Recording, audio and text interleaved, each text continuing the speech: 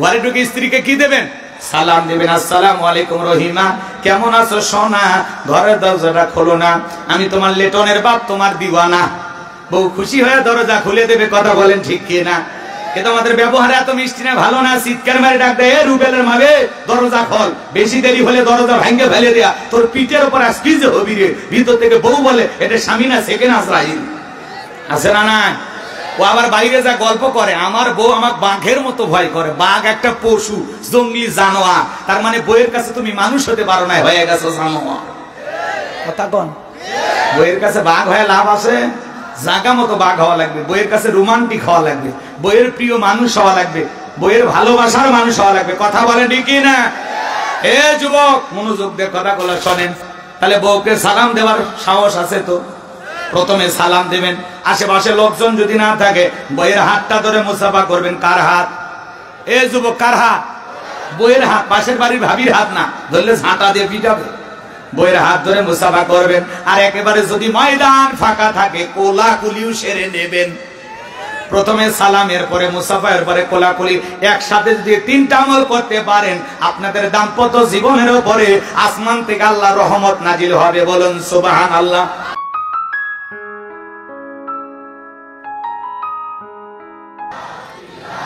আওয়াজ করে জোরে জোরে লা ইলাহা ইল্লাল্লাহ, জোরে।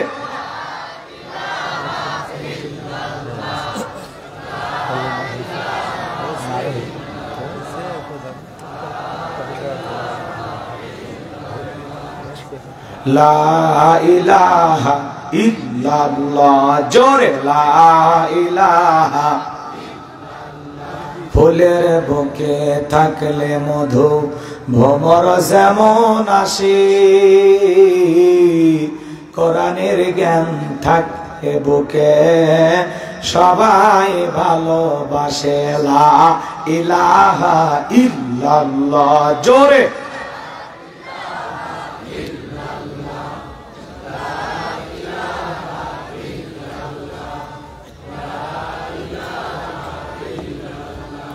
জোরে লা ইলাহা, জোরে লা ইলাহা, লা ইলাহা ইল্লাল্লাহু মুহাম্মাদুর রাসূলুল্লাহ। জবান সে এক বাক্যে পড়ছি সাল্লাল্লাহু আলাইহি ওয়াসাল্লাম। বাংলাদেশের ঐতিহ্যবাহী সিরাজগঞ্জ জেলার কামারখন্দ থানার অন্তর্গত বিয়াড়া কবরস্থানের উন্নতি কল্পে আজকের এই ওয়াজ মাহফিলের সম্মানিত সুযোগ্য অনারেবল প্রেসিডেন্ট হযরত মাওলানা মোহাম্মদ আবুল কাশেম আনসারী সাহেব, আল্লাহ পাক তার গোলামকে হায়াতে তৈয়বা সিয়াতে কুলিয়া দান করুন। সকলে বলেন আমিন। মাহফিল পরিচালনায় হযরত মাওলানা মোহাম্মদ মোজাম্মেল হক সরকার। দোয়া করা দরকার, আল্লাহ পাক তার গোলামকে হায়াতে তৈয়বা সিয়াতে কুলিয়া দান করুন। সকলে বলেন আমিন।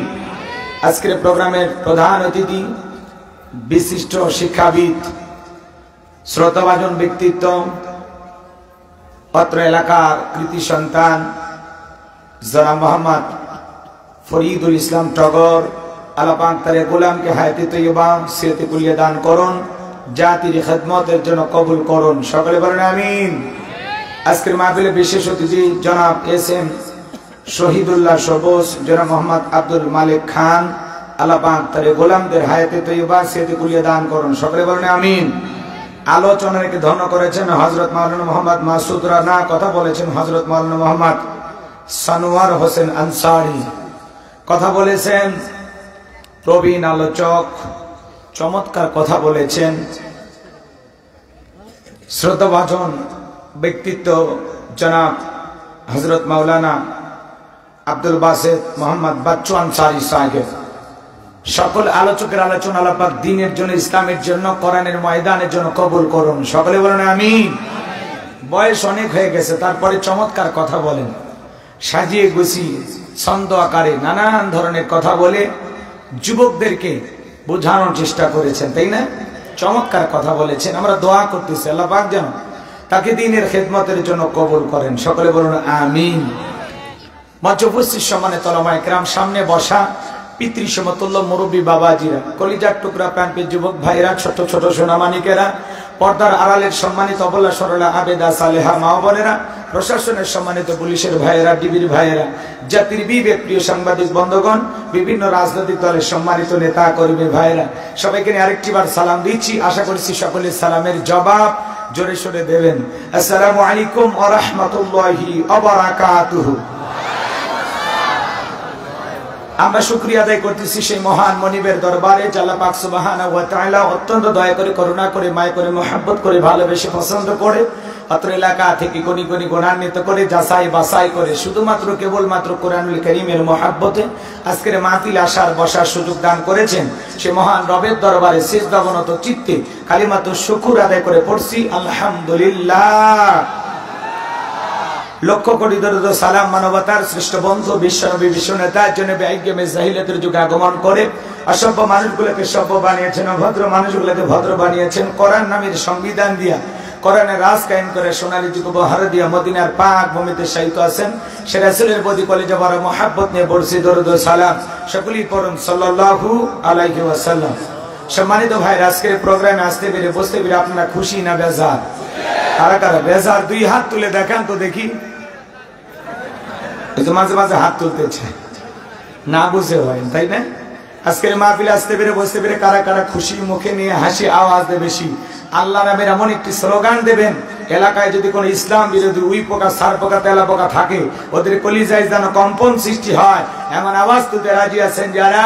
বীর মুসলমানের মতো দুটি হাত টান টান করে তুলে দেখান তো তারা। লিল্লাহে তাকবীর, লিল্লাহে তাকবীর। আল কোরআনের আলো, আল হাদিসের আলো, দুনিয়ার মুসলিম, সারা বিশ্বের মুসলিম। আমার নেতা তোমার নেতা, আমার নেতা তোমার নেতা। লিল্লাহে তাকবীর। আল কোরআনের আলো, আল হাদিসের আলো, দুর্নীতির আলো। হাতটা বেনারা দেন তো, মাশাআল্লাহ, মারহাবা। আস্তে কারণ আগে যেন না লাগে, হাত নামান। অনেকে ঝোঁকে তাহলে বলেই ফেলেছেন দুর্নীতির আলো ঘরে ঘরে জ্বালে। বাংলাদেশে দুর্নীতি দমন কমিশন আছে না নাই? এরপরে দুর্নীতি কমেছে নাকি ডিজিটাল কায়দায় বেড়েই চলেছে? দিন যত করাচ্ছে দুর্নীতির পাল্লা তত ভারী হচ্ছে, কথা বলেন ঠিক কি না? আমরা চাই আমাদের প্রিয় মাতৃ বাংলাদেশ দুর্নীতি মুক্ত আল্লাহ কবুল করেন, ছিল বলেন আমিন। আমরা চাই আমাদের বাংলাদেশ মাদক মুক্ত আল্লাহ কবুল করেন, ছিল বলেন আমিন। আমরা চাই আমাদের বাংলাদেশ নাস্তিক মুক্ত আল্লাহ কবুল করেন, ছিল বলেন আমিন। সম্মানিত ভাইরা, আমার ভূমিকা লম্বা কথা নয়, সরাসরি মূল আলোচনায় প্রবেশ করতে চাই। তারপরে দুই একটি কথা না বললেই নয়। আমরা যত জায়গায় কোরআনের কথা বলতে যাই বলে হুজুর সাবধানে আলোচনা করবেন, ভুলে যাবেন না এলাকা কার। ওদের কথা সাই শুনে মনে হয় এলাকা ওদের বাবা। আছে না নাই? আওয়াজ দিলে পুরুষের মতো দেবেন, আমি করব আওয়াজ, আপনারা দেবেন আওয়াজ, জবাব দিবেন ঠিক ঠিক, আলোচনা হবে কমপ্লিট। শ্রোতাদের স্পিরিটে বাড়ে, বক্তার হিট, আলোচনা হবে জায়গা মতো ফিট। কিছু আজ প্যান্ডেলে, কিছু আজ অ্যাঙ্গেলে, জ্ঞানী লোকের জন্য ইশারায় যথেষ্ট, কথা বলেন ঠিক কি না? অনেক জায়গায় ওয়াজ করতে গেলে বলে হুজুর হুজুর, ওয়াজ যা করবেন করবেন, খবরদার রাজনীতি নিয়ে কোন আলোচনা করবেন না। আছে না নাই? আপনারাই বলেন তো, আমার বাড়ি কোন জেলা? গাইবান্ধা। গরিব এলাকায় বাড়ি দেখে আমার জেলার নামটা নিতে আপনাদের কষ্ট হচ্ছে, একটু জোরে বলেন আমার বাড়ি কোথায়? গাইবান্ধায়। আমি আসছি কোন জেলায়? সিরাজগঞ্জ। বিশ্বাস করেন আমি গাইবান্ধা থেকে সিরাজগঞ্জে এসেছি শুধুমাত্র কোরআনের কথা বলার আশায়, এছাড়া আমার আর অন্য কোনো উদ্দেশ্য নাই, কথা বলেন ঠিক কিনা? আর গাইবান্ধা থেকে এসে সিরাজগঞ্জের মাটিতে রাজনীতি করে আমার কোনো লাভ আছে? আগামী নির্বাচনী এলাকার মহিলা মেম্বার পদে দাঁড়ানোর কোনো চান্স আছে? তাহলে আমি কেন এখানে রাজনীতি করব? যদি করাই লাগে নিজের জেলা গাইবান্ধায় করবো, কথা বলেন ঠিক কিনা? এর জন্য আপনার টেনশন মুক্ত থাকবেন। আমি আপনাদের কথার সাথে একমত। আমি বাংলাদেশের রাজনীতি কোন দলের বক্তা না, আমি রাজনীতি কোনো বক্তব্য দেব না। I will not say any political word because I am not a leader of any political party.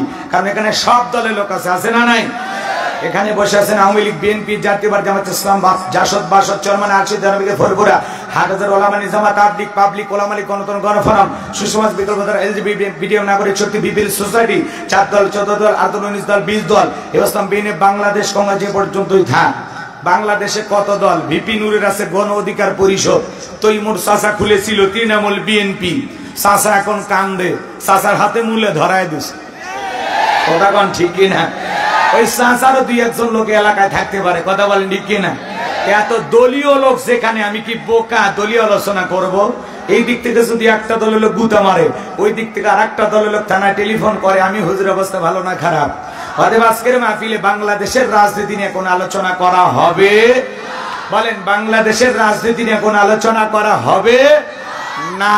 তবে হ্যাঁ, আমি যদি কোন রাজনৈতিক বক্তব্য দেই, এই পৃথিবীর শ্রেষ্ঠ রাজনীতিবিদ, শ্রেষ্ঠ রাষ্ট্রনায়ক, শ্রেষ্ঠ রাষ্ট্রপতি, শ্রেষ্ঠ সেনাপতি, শ্রেষ্ঠ বৈজ্ঞানিক, শ্রেষ্ঠ দার্শনিক, শ্রেষ্ঠ বাবা, শ্রেষ্ঠ নানা, শ্রেষ্ঠ আদর্শ, শ্রেষ্ঠ মহামানব রহমাতুল আলামিনের মদিনার আদর্শের রাজনীতির কথা বলবো।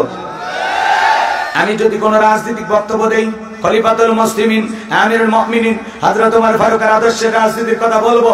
যে ওমর ফারুক আল্লাহর জমিনে আল্লাহর আইনকে প্রতিষ্ঠিত করতে গিয়ে নিজের কলিজার টুকরা ছেলেকে পর্যন্ত ছাড় দেয় নাই, কথা বলেন ঠিক কিনা? সেই মদিনাওয়ালার আদর্শের রাজনীতির কথা শোনার পর আপনার জন্য আবার চুলকানি আরম্ভ না হয়। ইকো কমায় দাও, ইকো কমায় দাও, রিভার্ব। আপনারাই বলেন তো বাজান, কোরআন হাদিসের হক কথা সবার পেটে হজম হয়? আপনারাই বলেন তো, সুদ করে সামনে যদি সুদের বিষয়ে আলোচনা করা হয়, ও কি সিরাজগঞ্জ থেকে মিষ্টি নিয়ে এসে বলে হুজুর হা করেন একটু মিষ্টি খান, নাকি বলবে এই হুজুর এসে সুদের ওয়াজ কইরা আমার সুদের ব্যবসায় লাল বাতি জ্বালাইছে? কথা বলেন ঠিক কিনা? যারা ঘুষ খায়, দুর্নীতি করে, হারাম খায়, ভুড়ি বানাইছে, 26 মাসের গর্ভবতী, ওদের সামনে ঘুষের আলোচনা করলে খুশি না বেজা?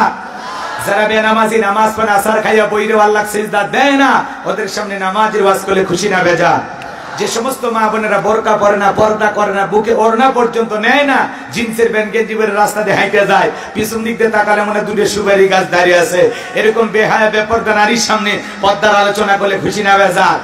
এক কথায় ওয়াজ যদি কারো বিপক্ষে চলে যায়, কিয়ামত পর্যন্ত সে বক্তার উপরে খুশি হবে না, কথা বলে ঠিক কিনা? এজন্য পরিষ্কার ভাবে একটি কথা বলে দিতে চাই, আজকের আলোচনার সভাপতি স্যারের মতো হবে না, প্রধান অতিথির মতো হবে না, মাহফিল কমিটির মতো হবে না, বক্তার মতো হবে না, শ্রোতাদের মতো হবে না। আল্লাহর কোরআন যা বলবে গোলাম রব্বানি তাই বলবে, এতে কে খুশি কে বেজার ওইটা দেখার টাইম নাই, কথা বলেন ঠিক কিনা? যুগে যুগে নবী রাসূলের দাওয়াতি কাজ করেছেন, তাদের দাওয়াতি কাজেও কাফের বেঈমানরা বাধার প্রাচীর তৈরি করে দিয়েছিলেন। এরপরে আল্লাহর পয়গম্বরেরা শত বাধার প্রাচীরকে ভেঙে আল্লাহর জমিনে আল্লাহর পথে মানুষকে দাওয়াত দিয়েছেন, কথা বলেন ঠিক কিনা? আপনার আমার প্রিয় নবী কালিমার দাওয়াতি দিকে করণের প্রচার করতে গিয়ে মার গেছেন, রক্ত চুরিয়েছেন, ডান্ডার মোবারক শহীদ হয়ে গেছেন, লোহার টুপি মাথার ভিতর ঢুকে গেছেন, সাহাবায়ে কেরাম দ্বীনকে প্রতিষ্ঠিত করতে গিয়ে মার গেছেন, রক্ত চুরিয়েছেন, জীবন দিয়েছেন। ও বাংলার মুসলমান, 1971 সালে এদেশের মাটির জন্য, এদেশের স্বাধীনতার জন্য আপনার আমার পূর্বপুরুষেরা যদি রক্ত দিতে পারেন, জীবন দিতে পারেন, প্রয়োজন যদি হয় আল্লাহর জমিনে আল্লাহর দ্বীনকে প্রতিষ্ঠিত করতে গিয়ে, করণের সমাজ কায়েম করতে গিয়ে নবীদের মতো, সাহাবায়ে কিরামদের মতো বুকের তাজা রক্ত দিতে হয়, কারা কারা দিতে রাজি? দুই হাত তুলে আল্লাহকে দেখা।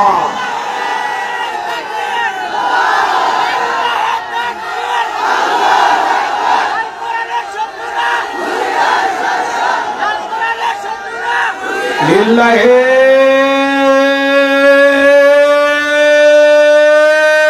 তাকবীর। হাত সোজা করেন, টান টান করে তোলেন। ওই যে মাঝে মাঝে হাত বেঁকা করে তুলেছেন, দুই হাত সোজা করার শক্তি নেই। আপনি পুরুষ মানুষ, দুধ ডিম ভিটামিন ক্যালসিয়াম মাঝে মাঝে কিনে খাবেন, একেবারে দুর্বল হলে চলতে পারবেন। হাত সোজা করেন, সোজা করেন। আমার আল্লাহ রাব্বুল আলামিন বলেন, ইন্নাল্লাহা আশতারা মিনাল মুমিনিনা আনফুসাহুম ওয়া আমওয়ালাহুম বিআন্না লাহুমুল জান্নাহ।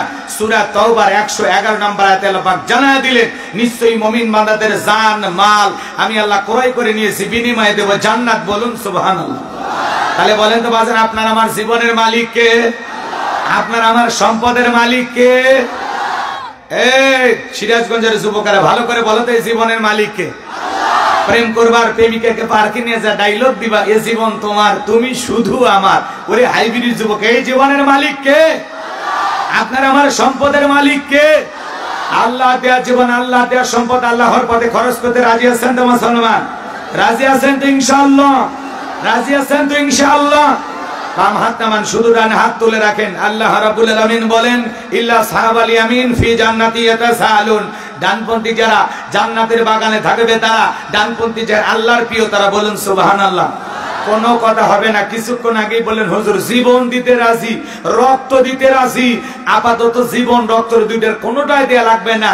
ডান হাতটা পকেটের ভিতর ঢুকা দিয়েছে, যা পারেন যতটুকু পারেন প্রাণ ভরে জীবনের শেষ ঠিকানা কবরস্থানের জন্য দান করবেন। সোজা ডান হাত পকেটে দেন, নিজের পকেটে হাত দেন, অন্য কারো পকেটে হাত দিয়ে পকেট মেরে বলে মারি খেন না। আপনারা পকেটে হাত দেন, আমিও দিচ্ছি, দেন সবাই পকেটে হাত দেন। ছেলে পেলে যারা আসো ব্যাগ নিয়ে, রুমাল নিয়ে, চাদর নিয়ে, যার কাছে যা আছে তাই নিয়ে মাঠে নামো, খেলা হবে, খেলা হবে।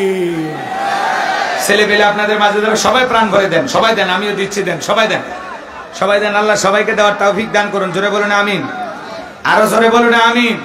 সবাই পকেটে হাত দিয়ে 10, 20, 50, 200, 100, 500, 2000, 5000, 10,000, 1 লাখ, 2 লাখ, যে যা পারেন আল্লাহর হস্তে পকেটে হাত দিয়ে প্রাণ ভরে টাকা দান করবেন। আল্লাহ সবাইকে দান করার তৌফিক দান করুন। জোরে বলুন আমিন। সবাই পকেটে হাত দেন, সবাই পকেটে হাত দেন, আল্লাহর হস্তে দান করেন। আল্লাহর হস্তে জীবনের শেষ ঠিকানা কবরস্থানের জন্য প্রাণ ভরে দান করবেন। সবাই দেন, সবাই দেন। ছেলে পেলে যারা আছো বাবা ব্যাগ নিয়ে, রুমাল নিয়ে ভিতরে তাড়াতাড়ি প্রবেশ করেন। আমার হাতে 2, 4, 5, 10,000 যারা দিবেন, এলাকার গণ্যমান্য ব্যক্তিবর্গ, সভাপতি, প্রধান অতিথি, বিশেষ অতিথি যারা আছেন, যাদের নাম আছে, মেহেরবানি করে আপনার পকেটে হাত দিয়ে যে যা পারেন আল্লাহর রাস্তায় দেন। আমি মুসাফির, দিল থেকে দোয়া করে দেব। আমার হাতে 500, 1000 টাকা, 2, 4, 5, 10,000 দেওয়ার মতো কেউ নাই। আসেন দরদের ভাই, আর আমি মুসাফির, আপনাদের কাছে হাত পেতেছি, 20টা টাকা হলেও দিবেন।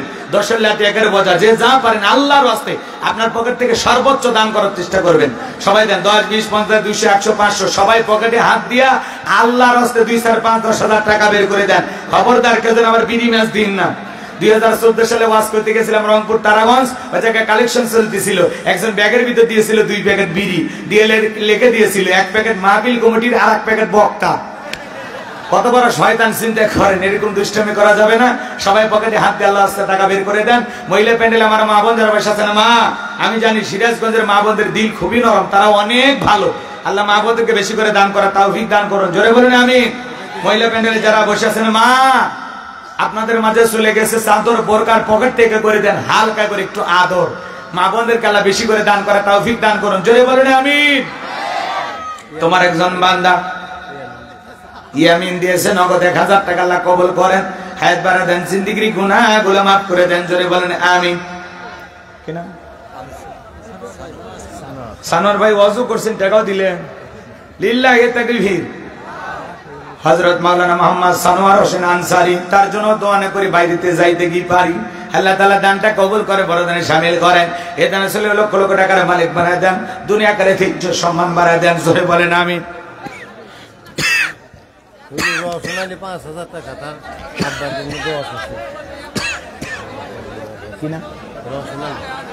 নাম হলো রওশন আলী, কতর মধ্যে না জোরাত আলী, যাইন একেবারে খালি নগদ 5000 টাকা। জোরে বলেন মারহাবা। আল্লাহ দানটা কবুল করেন, বরদানে শামিল করেন। এই দানে আসলে লক্ষ লক্ষ টাকার মালিক বানায় দেন, দুনিয়া আখিরাত ইজ্জত সম্মান বাড়ায় দেন। জোরে বলেন আমিন। ছোট ভাই রওশন আলী, ছোট ভাই আখিরুল। মাশাআল্লাহ। আপনার নাম? নজরুল ইসলাম খন্দকার ভাই, চেনেন? আপনারা চেনেন? লিল্লাহি তাকবীর। নজরুল ইসলাম খন্দকার ভাই, তার জন্য দোয়া না করে কেমনে গাই বান্দায় যায়। আজকের মাহফিলের জন্য, কবরস্থানের উন্নতি কল্পে, জীবনের শেষ ঠিকানার জন্য নগদ 10,000 টাকা। জোরে বলেন মারহাবা। লিল্লাহি তাকবীর। নাম হলো নজরুল, দান করতে করেন একসুল ভুল, আল্লাহ জান্নাতের জন্য করে নাও কবুল। জোরে কোন আমিন। আখিরুল, দান করতে করেন একসুল ভুল, জান্নাতের জন্য করে নাও কবুল, নগদ 1000 টাকা। জোরে বলেন মারহাবা। আল্লাহ কবুল করেন, হায়াত বাড়ায় দেন, জিন্দেগির গুনাহগুলো মাফ করে দেন। মোহাম্মদ রিজওয়ান ভাই বিদেশে থাকে, মালয়েশিয়া প্রবাসী, আল্লাহ তাআলা তোমার গোলাম 1000 টাকা দিয়েছে, কবুল করেন, হায়াত বাড়ায় দেন, জিন্দেগির গুনাহগুলো মাফ করে দেন, কোটি কোটি টাকার মালিক বানায় দেন। জোরে বলেন আমিন। ছেলে পেলে আপনাদের মাঝে গেছে, সবাই প্রাণ ভরে দান করেন। মহিলা প্যান্ডেলে আমার মা বোনদের ভিতরে লোকজন চলে গেছে, আমার মা বোনেরা প্রাণ ভরে দান করবেন। সবাই টাকাগুলো কালেকশন করে মঞ্চে পাঠায় দেন। 10, 20, 50, 200, 100, যা পারেন আল্লাহর রাস্তায় দেন। আব্দুর রহমান খন্দকার ভাই, নগদ 500 টাকা আল্লাহ কবুল করেন, হায়াত বাড়ায় দেন, জিন্দেগির গুনাহগুলো মাফ করে দেন। জোরে বলেন আমিন। আব্দুল কুদ্দুস, ফোনের সাথে কথা হইছে লোক কই? আব্দুল কুদ্দুস ভাই, তার জন্য দোয়া না করে কেমনে গাই বান্দায় যায়। আল্লাহর বান্দা, নগদ 5000 টাকা। জোরে বলেন মারহাবা। আল্লাহ কবুল করেন, হায়াত বাড়ায় দেন, জিন্দেগির গুনাহগুলো মাফ করে দেন। জোরে বলেন আমিন। ভাই জীবনের শেষ ঠিকানা কবরের জন্য আসেন।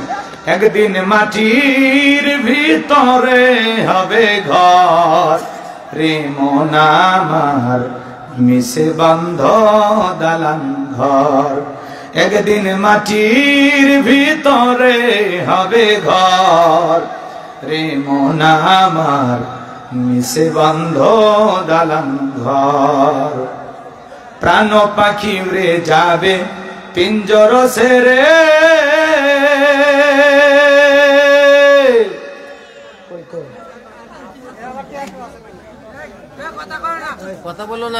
ধরা ধামে সবই রবে, তুমি যাবে চলে। বন্ধু বান্ধব যত, মাতা পিতা তারা সুত, সকলে হবে তোমার পর। প্রেম আমার মিশে বন্ধ দালান ঘর, একদিন মাটির ভিতরে হবে ঘর। প্রেম আমার মিশে বন্ধ দালান ঘর। দেহ তোমার চর্ম চর গলে পচে যাবে, শিরা উপশিরা গুলি ছিন্ন ভিন্ন হবে।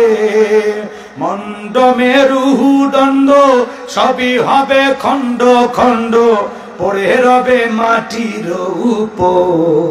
রে মন আমার মিশে বন্ধ দালান ঘর, একদিন মাটির ভিতরে হবে ঘর। রে মন আমার মিশে বন্ধ দালান ঘর। লা ইলাহা ইল্লাল্লাহ, জোরে সমাজ আলী, বাপ রে বাপ, সমাজ আলী কথার মধ্যে না জোরাত আলী যাইন একেবারে খালি নগদ 2000, বাকি 2000 টাকা আল্লাহ কবুল করেন, হায়াত বাড়া দেন, জিন্দেগির গুনাহগুলো মাফ করে দেন। জোরে বলেন আমি। ভাই দিলে তাড়াতাড়ি দিন, 1 মিনিটের মধ্যে আলোচনা চলে যাব। সবাই একটু মেহেরবানি করে টাকা 2-4 হাজার দিলে দেন। সভাপতি, প্রধান অতিথি, বিশেষ অতিথি যারা আছেন তাড়াতাড়ি করে দেন। একটু জিকির করেন লা ইলাহা, জোরে লা ইলাহা।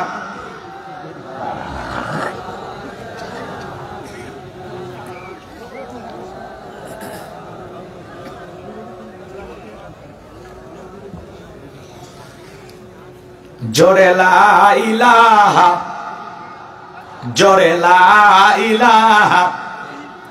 নাই আর দেওয়ার মতো কেউ নাই, নগদে বাকিতে 2-4 হাজার টাকা দিতে পারেন, 500 টাকা, 1000 টাকা। হুজুর এখন নাই, বাকিতে দেবো 1000 টাকা ইনশাআল্লাহ। এরকম নাই 2-1 কেউ আছে? আমি জানি আমার আগে আনসারি সাহেব যে কালেকশন করছে, এরপরে আমার টাকা সামানে বোকা না, কথা কি বুঝেন নি? উনি খুব সুন্দর কালেকশন করেছেন, তাই না? এরপরে কিছু আল্লাহর বান্দা ছিল আমার হাতে দিয়েছেন, খুশি হয়েছে। আর যদি 2-1 কেউ দেন দিলে দেন, না দিলে বয়ান করে চলে।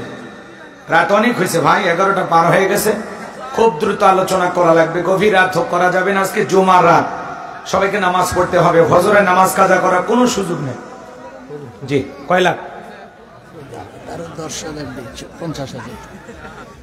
আচ্ছা ভাই করেন, ঠিক আছে। লিল্লাহে তাকবীর। আজকের মাহফিলের প্রধান অতিথি বিশিষ্ট শিক্ষাবিদ, জাতির সুসন্তান, এলাকার গর্বিত সন্তান, আপনাদের শ্রদ্ধাভাজন ব্যক্তিত্ব জনাব মোহাম্মদ ফরিদুল ইসলাম টগর সাহেব, বাংলাদেশের শিক্ষক সমিতির কেন্দ্রীয় কমিটির একজন সদস্য, আল্লাহর গোলাম, গর্বিত সন্তান। এই মাহফিলের জন্য নগদে 50,000 টাকা ধরে বলেন মারহাবা, লিল্লাহে তাকবীর। বিশিষ্ট শিক্ষাবিদ জনাব মোহাম্মদ ফরিদুল ইসলাম টগর সাহেব 50,000 টাকা ধরে বলেন মারহাবা। আল্লাহ তাআলা দানটা কবুল করেন, বড়দানে শামিল করেন। এদের আসলে লক্ষ লক্ষ টাকার মালিক বানায় দেন, দুনিয়া আখিরাত ইজ্জত সম্মান বাড়ায় দেন, কোটি কোটি টাকার মালিক বানায় দেন। জোরে বলেন আমিন। একজন বাবার জন্য 500 টাকা আল্লাহ কবুল করেন, সারের হায়াত আল্লাহ বাড়ায় দেন। চমৎকার মানুষ, মাশাআল্লাহ। 50,000 টাকা দিয়েছেন, কি মনে করেন আরো দেবে? আল্লাহ দেওয়ার আরো তৌফিক দান করুন। জোরে বলেন আমিন। ওনাদের মতো মানুষ 1 লাখ টাকাও দিতে পারে, পারে না? দেবে ইনশাআল্লাহ। না চাইতে 50,000 দিয়েছে, আলহামদুলিল্লাহ। নুরুল ইসলাম ভাই 500 টাকা আল্লাহ কবুল করেন, হায়াত বাড়ায় দেন, জিন্দেগির গুনাহগুলো মাফ করে দেন। টাকাগুলো ব্যাগে তোলে, ব্যাগে তোলে। টাকা সামনে থাকলে বয়ান হবে না। টাকা নিয়েছেন। চলেন আমরা আলোচনায় চলে যাই, কষ্ট দেওয়ার কোনো সুযোগ নেই ভাই। 12:30 পর্যন্ত, মানে 1 ঘন্টা 15 মিনিট দিতে রাজি আছে তো ইনশাআল্লাহ। এর মধ্যে ওঠা বসা করা যাবে না, নড়াচড়া করা যাবে না। দেখেন 1 ঘন্টা বসে থাকেন, দেখেন কি বইলি, কলম মন্ডল 500 টাকা, যে যা দেয় আপনারা নিতে থাকেন, আমি আর বলবো না আপনারা নিতে থাকেন। বাবা অসুস্থ, একজন দোয়া চেয়েছেন, আল্লাহ তাআলা বাবাকে শেফায়ে কামেল আজেলা দান করেন, জোরে বলেন আমিন, আরো জোরে বলেন আমিন। একটা ছেলেকে চলুন আমরা আলোচনায় চলে যাই। যারা কালেকশন দেবেন প্রতিপক্ষের ভাইদের কাছে নগদে বাকিতে লিখেও দিতে পারেন, আল্লাহ কবুল করেন, জোরে বলেন আমিন। আছেন কেউ 500,000 টাকা লিখে দেবেন, কেউ আছেন, এমন কেউ আছেন? কি নাম বলেন দেখি তো, আপনি সাহস করে বলেন তো ভাই, হাতটা তোলেন তো কলিজার ভাই। 500 টাকা 1000 টাকা দিবেন কবরস্থানে উন্নতি গল্পে, জীবনের শেষ ঠিকানা কবর। দুনিয়ার সবকিছু ফেলায় কবরে যেতে হবে, দুনিয়া থাকার জায়গা না গো। রোস্তম আলী মন্ডল কথার মধ্যে নাই গন্ডগোল, উনি 500 টাকা দিয়েছেন, আল্লাহ কবুল করেন, জোরে বলেন আমিন। তাহলে শোনেন, 12:30 পর্যন্ত আজকের মাহফিলে ধৈর্য নিয়ে কারা কারা বসে থাকবেন না তারা হাত তোলেন। থাকবেন না? যারা যারা ধৈর্য নিয়ে 12:30 পর্যন্ত আমাকে একটু সময় দিতে রাজি আছেন, 2 হাত তুলে বলেন ইনশাআল্লাহ। একটু মহব্বতে হাত তোলেন, দেখেন মাঝে মাঝে হাত তুলেনি কারা। যারা নিয়তে ভেজাল আছে আপনি এখনই চলে যান, মিসেই খামাকা মাহফিলে ওয়াজ চলাকালীন উঠে গেলে দেখতেও বিরক্ত লাগে, পরিবেশ নষ্ট হয়। সবাই একটু হাত তোলেন, হাত তোলেন। 12:30 পর্যন্ত ধৈর্য নিয়ে থাকবেন তো ইনশাআল্লাহ, আল্লাহ কবুল করেন, জোরে বলেন আমিন। হাত নামান। এই যে ওয়াদা দিলেন, ওয়াদা প্রতিশ্রুতি ভঙ্গ করা কিসের লক্ষণ? মুনাফিকের লক্ষণ, মাথায় রাখবেন, ঠিক আছে তো ইনশাআল্লাহ। আপনার ওয়াদা ঠিক রাখবেন। কোন মুরব্বী যদি 70-80 বছর বয়স হয়ে যায়, চাচার ছুটি, এমন পেশাব যদি চাপ দেয় চাচার লঙ্গি মাখার সম্ভাবনা আছে, তাহলে চাচার ছুটি।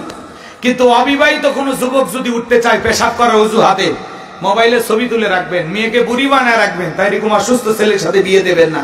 ওর সাথে বিয়ে দেওয়া আর হিজড়ের সাথে বিয়ে দেওয়া একই কথা।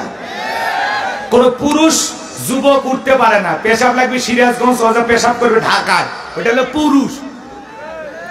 আর তো ইনশাআল্লাহ। আর যারা দাঁড়িয়ে আছো, দেখি আজকে তোমাদের মাজায় জোর কত, দেখি কতক্ষণ তোমরা দাঁড়ায় থাকতে পারো। শেষ পর্যন্ত থাকলে দোয়া করব, আর আগে ভাগে চলে গেলে কি করব জানি না। আচ্ছা ঠিক আছে, চলুন আমরা আলোচনা শুরু করে দেই। ভাই মঞ্চে কথা বলা যাবে না, আশেপাশে কোনো কথা। পাশের গ্রামে আপনাকে যে গত এত দাওয়াত করছিল, সেই ছেলে আসছে এখানে, অনেক যারা দাওয়াত করছিল তো পৌঁছেনি, ছেলে আপনার সাথে দেখা করে। বুঝি না, গত বছরে আমাদের নান্দিনাতে একটা প্রোগ্রাম ছিল আপনার। হ্যাঁ হ্যাঁ, দাওয়াত দেয়নি তো, কিন্তু অন্যের মাধ্যমে নিয়েছিল, সে আপনার সাথে কথা বলে দেখা করবে। আচ্ছা তুমি এদিকে এসো, একটু আগে এসো। ওয়ালাইকুম আসসালাম। ওই যে একটা পোস্টার হয়েছিল, ব্যানার হয়েছিল, ফেসবুকে লেখালেখি, পরে আবার আমি বাধ্য হয়ে আবার ফেসবুকে আমি আইডি থেকে ছেড়ে দিলাম যে দেখেন ভাই আমার দাওয়াত দেয়নি। না দেও হয়, এরকম বাংলাদেশে অনেক জায়গায় ঘটছে। মাধ্যম দিয়ে দিছিলাম তো, সমস্ত অ্যারেঞ্জমেন্ট আমি নিজে একা করছিলাম, বক্তার সাথে না দেখা করে কথা না বলে আমি মাধ্যম দিয়ে করছিলাম, হুজুর বুঝতে পারছেন। তখন ধরা খাইছেন, বুঝলেন না, টাকা দিয়ে দিছে, পরে ফেরত দিয়ে দিছে। শুধু মাঝখান থেকে 3,35,000 টাকা আমার খরচ। দুঃখ একটা বাবার জন্য বিবাহ করছিলাম হুজুর। আচ্ছা ঠিক আছে, ঠিক আছে, অনেক জায়গা না বুঝে ভুল জায়গায় গেছিল। আচ্ছা ঠিক আছে ভাই, দোয়া করতেছি। উনি ওনার বাবার জন্য দোয়া চেয়েছিলেন। আসলে বক্তার কি মাহফিলে, মাহফিলের জন্য ভাইয়ের আমার নগদে কিছু টাকাও দিয়েছেন, আল্লাহ কবুল করেন, জোরে বলেন আমিন। এই যে পাশের গ্রামে নান্দিনা, তাই না, ওখানে উনি মনে করে, আমাকে মনে করে, গোলাম রব্বানীকে মনে করে দাওয়াত দিয়েছিলেন। আসলে যার মাধ্যম দিয়ে দাওয়াত দিয়েছিলেন সেই বেচারা আমার পর্যন্ত পৌঁছাইতে পারে না, খামাকাই ডেট না নিয়ে পোস্টার ব্যানার কইরে যে ভাই দেখেন বাবার জন্য কষ্ট করে আয়োজন করেছিল, এই যে বাটপারিটা করা, এই যে প্রতারণাটা করা, এটা আসলে তো ঠিক না। বক্তাকে দাওয়াত দিয়ে তারপরে তো তার নাম পোস্টারে দেবেন, বক্তাকে দাওয়াতই দেননি, পোস্টারে নাম দিলে পরে তো বদনাম আমারই হবে যে হুজুর মনে এই জায়গায় দাওয়াত নিয়ে আসেনি, আর এক জায়গায় গেছে। কিন্তু মনে রাখবেন, এই যে মিডিয়ার মাধ্যমে আপনাদের সামনে বলতেছি, আমাকে যদি কেউ সরাসরি যোগাযোগ করে দাওয়াত দেয়, এই দাওয়াত এদিক সেদিক হওয়ার কোনো সম্ভাবনা নেই। কিন্তু মাধ্যম দিয়ে যদি দাওয়াত দেন অথবা কোনো ব্যক্তির মাধ্যমে দাওয়াত দেন, সেক্ষেত্রে ওই দাওয়াত আমার কাছ পর্যন্ত পৌঁছেছে কিনা, অন্তত মাধ্যম দিয়ে দাওয়াত দিলে বলবেন যে হুজুরের সাথে 1 মিনিট কথা বলায় দেন। কথা কয় না কেন যে ভাই আপনার সাথে তো হুজুরের যোগাযোগ হয়, তাহলে 1 মিনিট একটু ফোনে কথা বলায় দেন, বুঝেন নাই? এমনি একজনকে অন্ধবিশ্বাস করবেন, পরে ধরা খেয়ে যাবেন। কথা কি বোঝা গেল? যুগ জামানা, স্মার্ট জামানা, বোঝেন না? স্মার্ট বাংলাদেশ। আপনি সিরাজগঞ্জ থেকে আমার বগুড়ে তো যাওয়া লাগবে না, গাইবান্ধায় যাওয়া লাগবে না, ভিডিও কলে দেখতে পারবেন যে হুজুর আপনাকে একটু 1 মিনিটে ভিডিও কলে একটু দেখে আপনাকে দাওয়াত দেব। কথা কি বোঝেন? এই যে নোয়াখালী, ফেনী, কুমিল্লা, যশোর, সাতক্ষীরা, এই যে বিভিন্ন জেলার মানুষ যে দাওয়াত দেয়, অনেকে আসতে পারে না, তখন আমার ব্যক্তিগত যে নাম্বার, পার্সোনাল নাম্বার আছে দিয়ে দেই, ওই নাম্বারে ওনারা কল দেয়, ভিডিও কলে আমারে দেখে, তারপরে কনফার্ম করে। আন্দাজে দেয়া যাবে না দাওয়াত, ঠিক আছে তো ইনশাল্লাহ? তাহলে এভাবে প্রতারিত হবেন। তাহলে কি বুঝলেন? ভাই আয়োজন করেছিলেন, ভাইয়েরও কোনো দোষ নাই, মাঝখানে মাধ্যম হয়ে যিনি দাওয়াত দিয়েছেন উনি সঠিক জায়গায় দাওয়াত পৌঁছাইতে পারে নাই, এই জন্য আমি আসি নাই, আমি তো দাওয়াতই পাইনি, কাটবো কেমনে? এই জন্য আমার তো দোষ নাই। কথা কি বুঝতে পারছেন? কিন্তু মাঝখানে ভাইয়ের 3.5 লাখ টাকা খরচ হয়ে গেছে এই মাহফিলটা করতে, বিশাল আয়োজন করেছিলেন শুনেছিলাম। যাই হোক, অনেক মানুষজন গিয়েছিল, আফসোস করতে করতে চলে গেছে। ওই রাতেই অনেকে আবার আমার কাছে, ভক্ত তো আছে না, হুজুর এখানে আসার কথা, আসলেন না, ধর্মিয়া দাওয়াতই নেই, তো যাবো কেমনে? তো এই হলো অবস্থা। যাই হোক, প্রিয় ভাই বাবার জন্য কেঁদেছেন, আমরা তার বাবার জন্য আজকের মাহফিল থেকে দোয়া করব। সেদিনের মাহফিলে আসার ভাগ্য হয় নাই, দোয়া করার ভাগ্য হয় না, আজকে দোয়া করবো ওনার জন্য, দোয়া করবো তো ইনশাআল্লাহ, আল্লাহ কবুল করেন, জোরে বলুন আমিন। তো চলুন আমরা সরাসরি আল্লাহর কোরআন থেকে আলোচনা করব। আমি কথা বলবো পবিত্র কোরআনুল কারীমের 108 নম্বর সূরা। সূরাটির নাম হলো কাউসার। জোরে বলেন কি নাম? আরেকটু জোরে বলেন, কাউসার। আরো জোরে, জোরে হলো না? অনেকে মুখ খুলতেছেন না, বলতেছেন। আচ্ছা, আর বলেন তো বাজান, কাউসার বললে সব হবে না গুনাহ হবে? তাহলে একটু বলবেন ইনশাআল্লাহ। অনেকে ভাবতেছেন হুজুর সূরা কাউসার থেকে ওয়াজ করবেন, এটা যদি বুঝতাম তাহলে কষ্ট করে গাড়ি ভাড়া দিয়ে আপনারা মাহফিলে আসতাম না, তাই বলতেছেন? আচ্ছা, আপনারা বলেন তো, পরিচিত পথে, ভাই মঞ্চে কথা বললেন, কথাগুলো কানে আসতেছে, আমার কথা আটকে যাবে, জড়তা হবে, ভুলে যাব। চুপচাপ নীরবতা, টাকা দেবে খালি নিবেন, চুপচাপ ইশারা। আচ্ছা, আস্তে,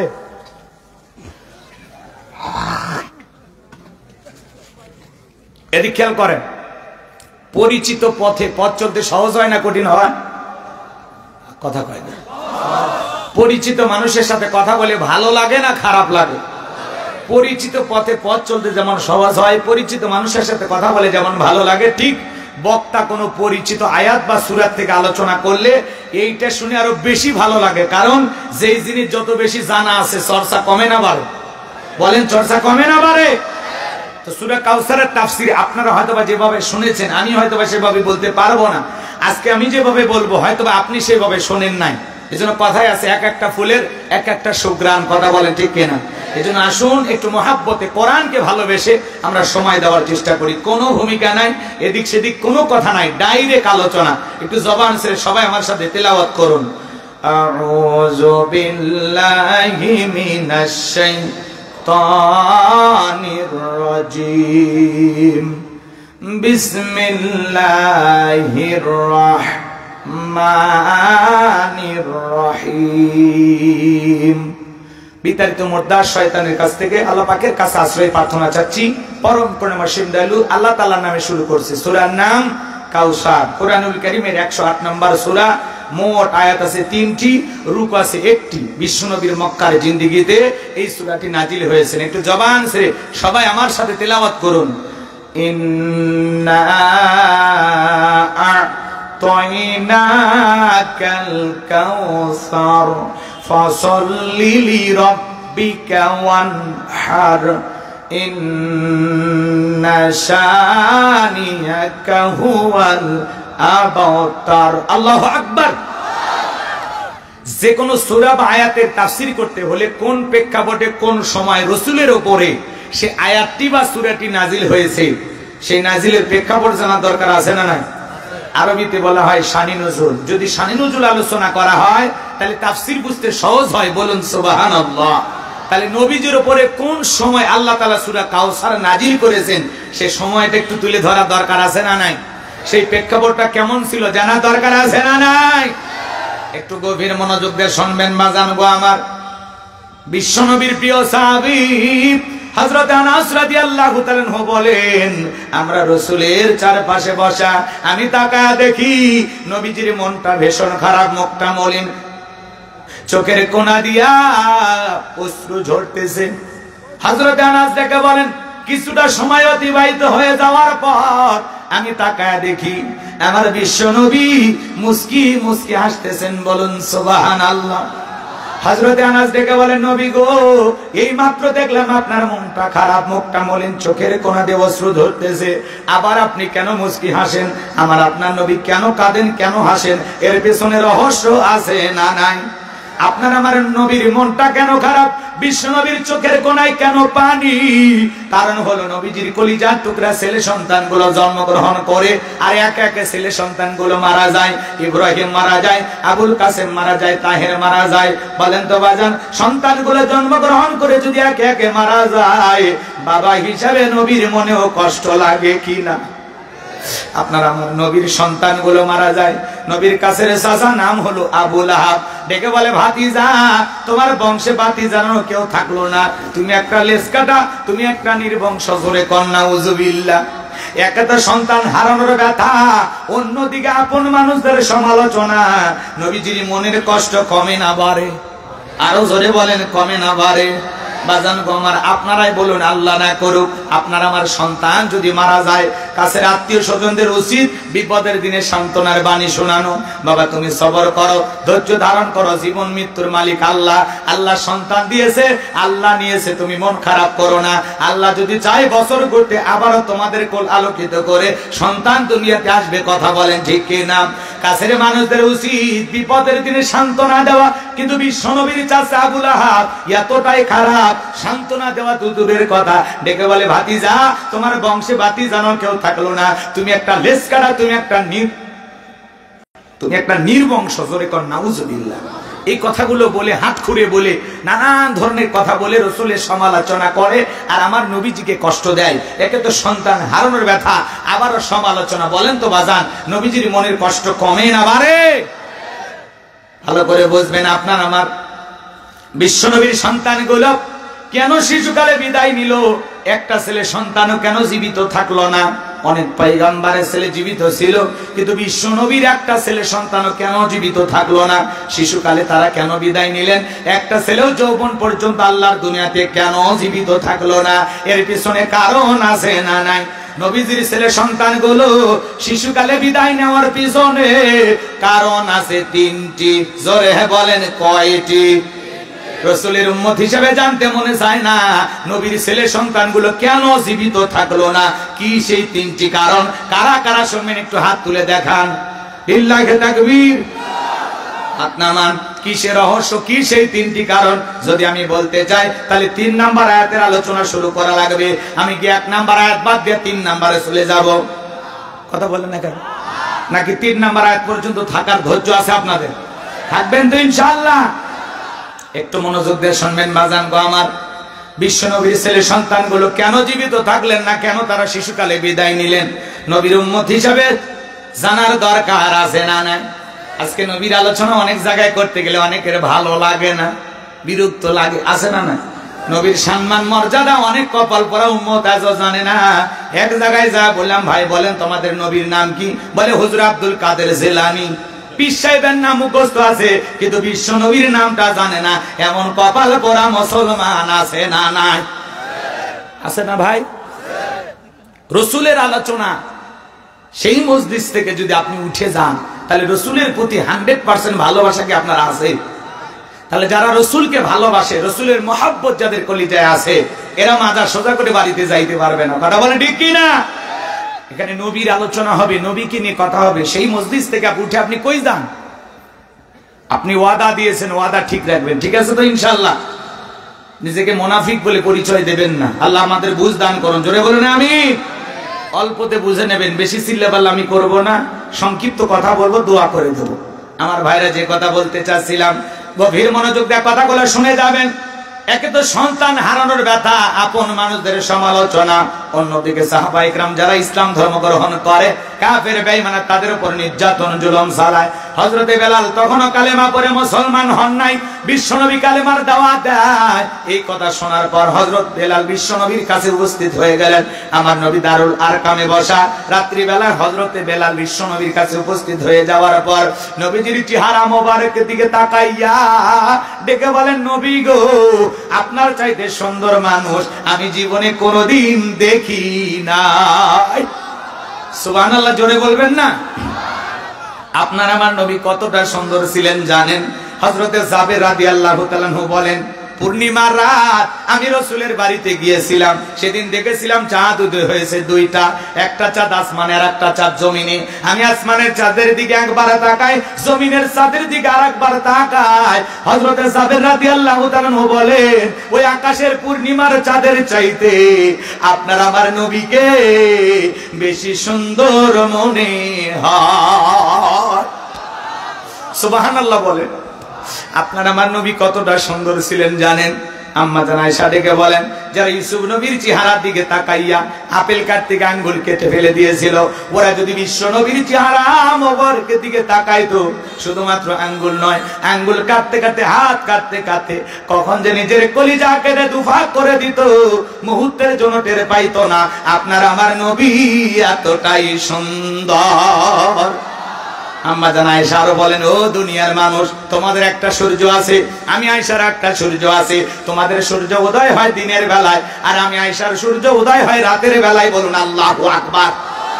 আম্মা জান আয়েশা একদিন সেলাইয়ের কাজ করতেছিলেন রাত্রি বেলায়, হঠাৎ করে হাত থেকে সইটা পড়ে গেল, বাতিতে কোনো তেল ছিল না, বাতি জ্বালাইতে পারলেন, অপেক্ষায় বসে থাকলেন। বিশ্ব নবী যখন এশার সালাত আদায় করার পর ঘরের ভিতরে প্রবেশ করলেন, সর্বপ্রথম আম্মা জান আয়েশাকে বিশ্ব নবী সালাম দিলেন।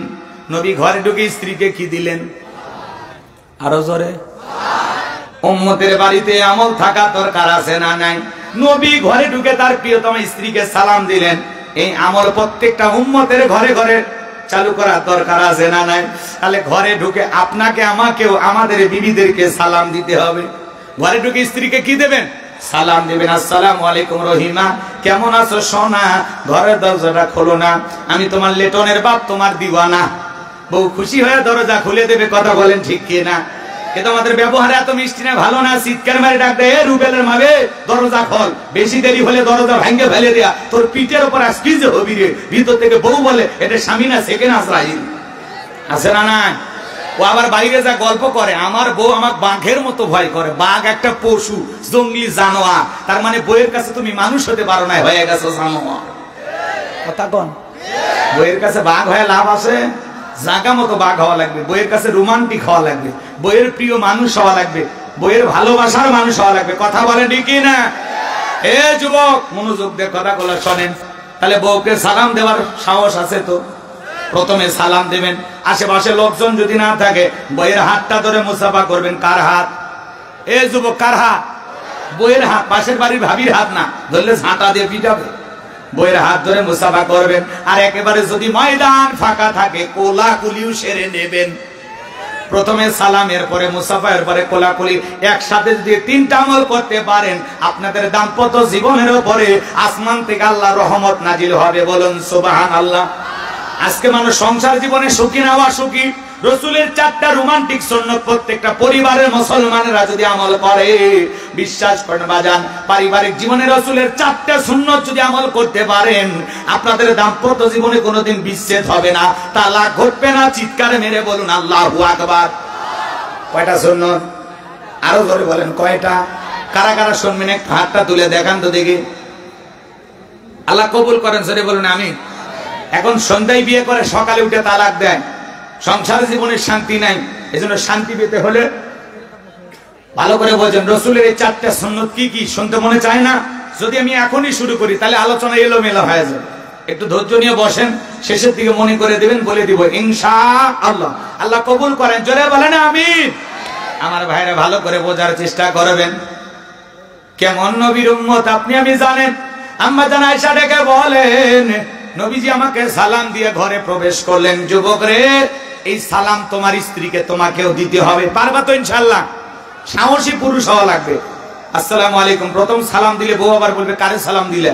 যদি বলেন শেফালি তোরে দিলাম, বাপ রে বাপ, আজকে বার কোন হুজুরের মুরিদ নিয়ে বাড়িতে ঢুকলা, সেদিনই তুমিকের গাছের কলা চুরি করলে। কথা কন ঠিক কিনা? বউ আপনার আমার ক্যারেক্টার ভালোই বোঝে। কথা কন ঠিক কিনা? জয়পুর হাটে ওয়াজ করলাম, এক যুবক বলে হুজুর বউকে সালাম দিতে গিয়ে শরম লাগে। আমি তখন বললাম বিয়ে করছো? কয় হ্যাঁ হুজুর। বাচ্চা কাচ্চা? কয় তিন দিয়ে। তিনটা সন্তানের বাবা হয়ে গেলে তোমার শরম লাগে না? বউকে সালাম দিতে গিয়ে শরম লাগে, ওটা শরম না শয়তানি? কারণ এর শরম যদি এত বেশি হয়, তোর বই তো বাচ্চা হওয়ারই কথা না। বইয়ের বাচ্চা হয়ে যায়, তোমার শরম লাগে না, আর সুন্নত আমল করতে গিয়ে শরম লাগে। ঠাট্টা করো। যুবকদেরকে আল্লাহ হেদায়েত দান করে। আরো আসতে কোন আমিন। কারণ আপনাদের আমিনের আওয়াজ মহিলারা শুনলে তো গুনাহ হবে, তাই না? নাকি দুইটা কম হবে নাকি বলেন?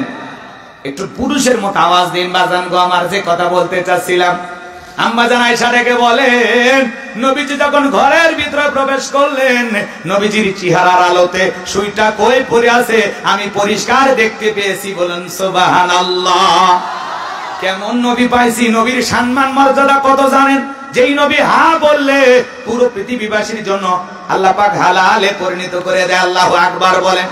যে নবী না বললে পুরো পৃথিবীবাসীর জন্য আল্লাহ পাক হারামে পরিণত করে দেয়। আল্লাহু আকবার বলেন। এই যে এটা রজব মাস, কেমন নবীর উম্মত আপনি আমি জানেন? যে নবী জমিনে পা তুললে মাওলা পাকের আরশে আজিমে চলে যায়। বলুন আল্লাহু আকবার। আপনার আমার নবী মিরাজ করতে গিয়েছিলেন। আরে রাসূল সেই দিন যে জুতাটা পরেছিলেন সেই জুতাটা সেরা ছিল। আমার নবী আল্লাহ রাব্বুল আলামিন যখন তার হাবিবকে মেহমান বানায়া তার কাছে নিয়েছিলেন, তার নিজের বাড়িতে দাওয়াত দিয়েছিলেন, আল্লাহ রাব্বুল আলামিনের খোদ রাজধানীতে আল্লাহ তাআলা দাওয়াত দিয়েছিলেন। ওই দিন রাসূলের পায়ে সেরা জুতা ছিল। নবী যখন জুতা খুলতে চায়, আমার আল্লাহ ডেকে বলে, বন্ধু জুতা খুলবেন না, জুতা খুলবেন না। চিন্তা করেন বাজান গো আমার, রাসূলের সেরা জুতায় আল্লাহর আরশ ধন্য হয়ে যায়। কেমন পয়গম্বরের উম্মত আপনি আমি, সুবহানাল্লাহ বলে। আমার ভাইয়েরা, যে নবী আসমানের চাঁদের দিকে ইশারা করলে চাঁদ দুই টুকরো হয়ে যায়, যে ছাগলের স্তনে দুধ নাই, রাসূল বিশ্ব নবী মুহাম্মদ রাসূলুল্লাহ সাল্লাল্লাহু আলাইহি সাল্লাম তার পবিত্র হাত মোবারক লাগায়া দিলে ছাগলের স্তনটা দুধে পরিপূর্ণ হয়ে যায়। সুবহানাল্লাহ বলেন। সেই খাবার 2-3 জন মানুষের বেশি খাওয়া যাবে না। ওই খাবার বিশ্ব নবীর হাত লেগে গেলে শত শত মানুষ খাবার খেয়েও যেমন খাবার তেমনি থাকে। চিৎকার মেরে বলুন সুবহানাল্লাহ। সেই নবীর কাছে হযরত বেলাল কথা মনে আছে না নাই? ডেকে বলেন, নবী গো, আপনার চাইতে সুন্দর মানুষ আমি কোনোদিন দেখি নাই। ও নবী, আপনি কালেমার দাওয়াত দেন, ইসলামের প্রচার প্রসার করেন, আমার একটু কালেমা পড়ে মুসলমান বানায় দেন। বিশ্ব নবী পড়া দিলেন, লা ইলাহা ইল্লাল্লাহু মুহাম্মাদুর রাসূলুল্লাহ সাল্লাল্লাহু আলাইহি ওয়াসাল্লাম।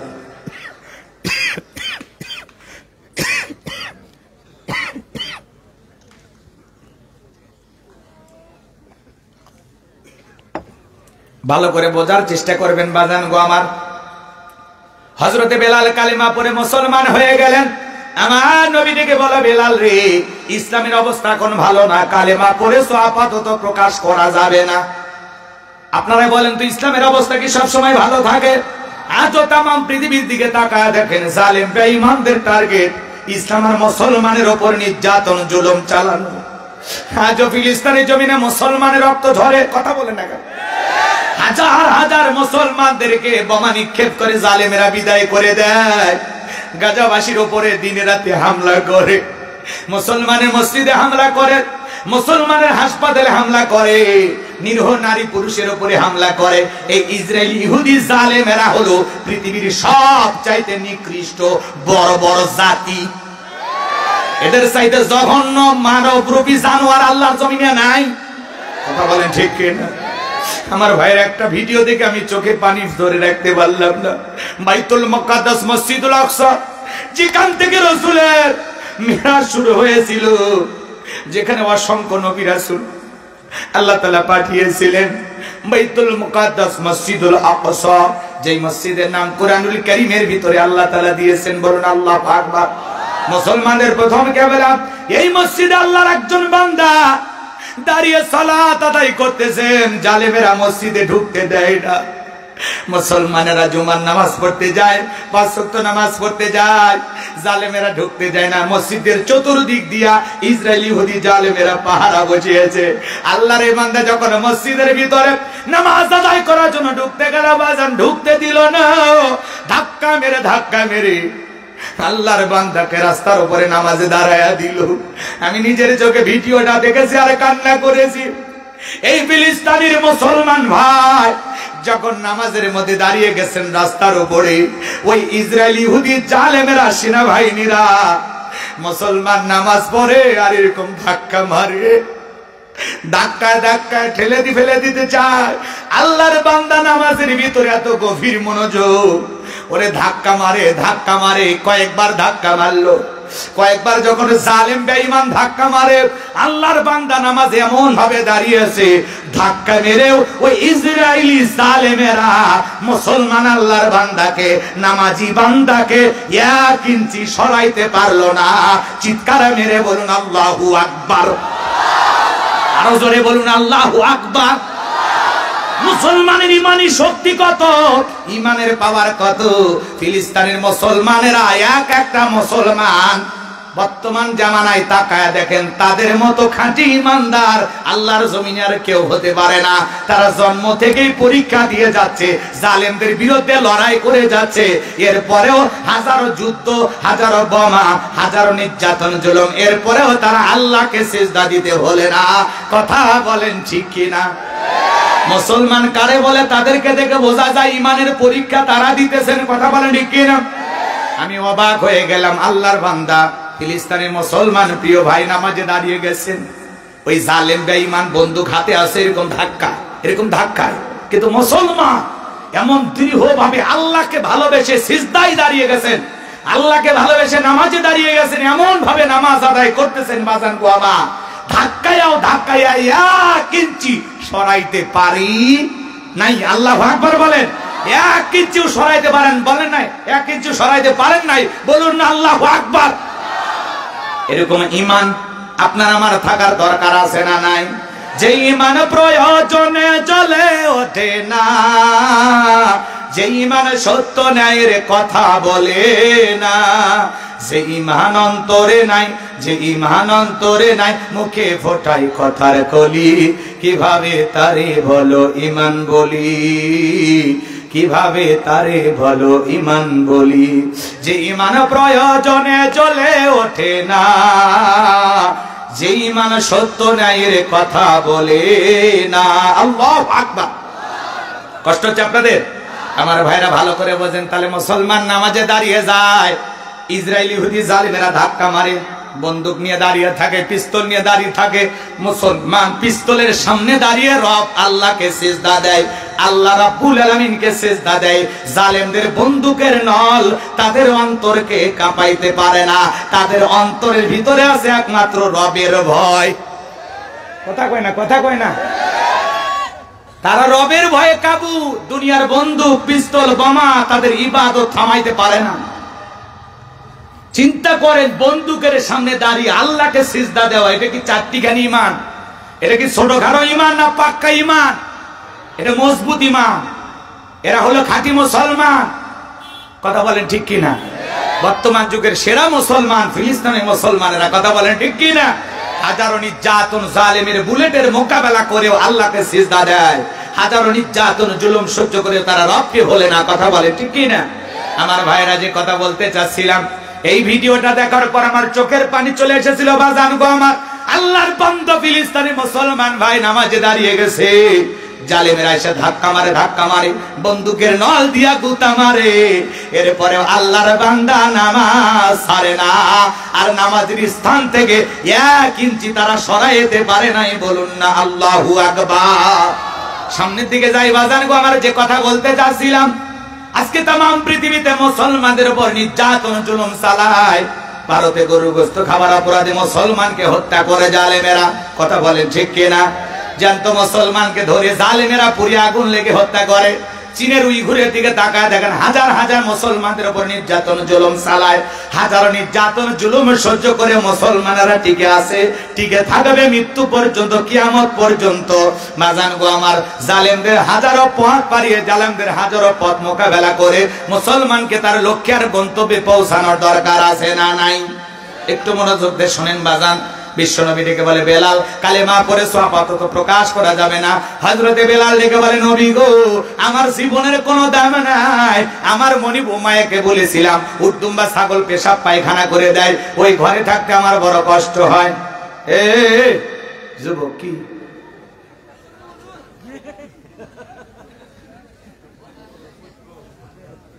রাগ করছেন? আপনার ভালো না লাগলে দোয়া করে দিই, ওটা বাসা করা যাবে না। আগেই বলছি পরিবেশ নষ্ট করবেন না। 1 ঘন্টা সময় দেবেন না, তাহলে এত কষ্ট করে আয়োজন করে কি লাভ?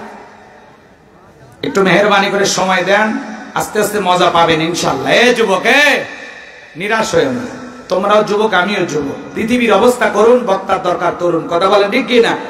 একটু অপেক্ষা করো শোনা যুবক ভাই আমার, তোমাদের জন্য স্পেশাল আলোচনা আছে না? না একটা সাইডে তাকবীর দাও তো, লিল্লাহি তাকবীর, আওয়াজটা বুঝাও। তোমরাও যুবক, তোমাদের বয়স হয়েছে, দোয়া করো লিল্লাহি তাকবীর।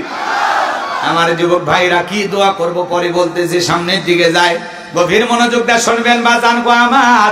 হযরতে বেলাল ডেকে বলে নবী গো, ও নবী আমার জীবনের কোনো দাম নাই, আমার মনিব উমাইয়াকে বলেছিলাম উট দুম্বা ছাগল পেশাব পায়খানা করে দেয়, ওই ঘরে আমার থাকতে বড় কষ্ট হয়। উমাইয়া ডেকে বলে বেলাল রে উট দুম্বা ছাগলের দাম আমার কাছে আছে, কিন্তু তোর মতো কালো হাফসি বেলালের দাম আমার কাছে নাই। জোরে কন্যা উযুবিল্লাহ। নবী গো আপনি আমার জন্য দোয়া করেন, মৃত্যু পর্যন্ত যেন কালেমার পথে টিকে থাকতে পারি। এই কথা বলে হযরতে বেলাল বিশ্ব নবীর দরবার থেকে বাড়িতে চলে আসলেন। আসার পর বাজার গো আমার, পরের দিন সকালবেলা সূর্য উদয় হয়ে গেছে, বেলাটা অনেক হয়ে গেছে। হযরত বেলাল দরজা খোলে না, অন্যান্য চাকর বাকর যারা আছে ওরা নালিশ নিয়ে গেছে উমাইয়ার কাছে, যায় বলে বেলাল এখন পর্যন্ত দরজা খোলে নাই, উট দুম্বা ছাগলের পেশাব পায়খানা পরিষ্কার করে নাই, তাই নাকি? বলে হ্যাঁ। এইবার উমাইয়া ওদের কথা শুনে দরজা এসে ডাক দেয় বেলাল দরজা খোলো। হযরতে বেলাল দরজা খোলে না, জোরে করে ধাক্কা মারছে, দরজা খুইলা গেছে।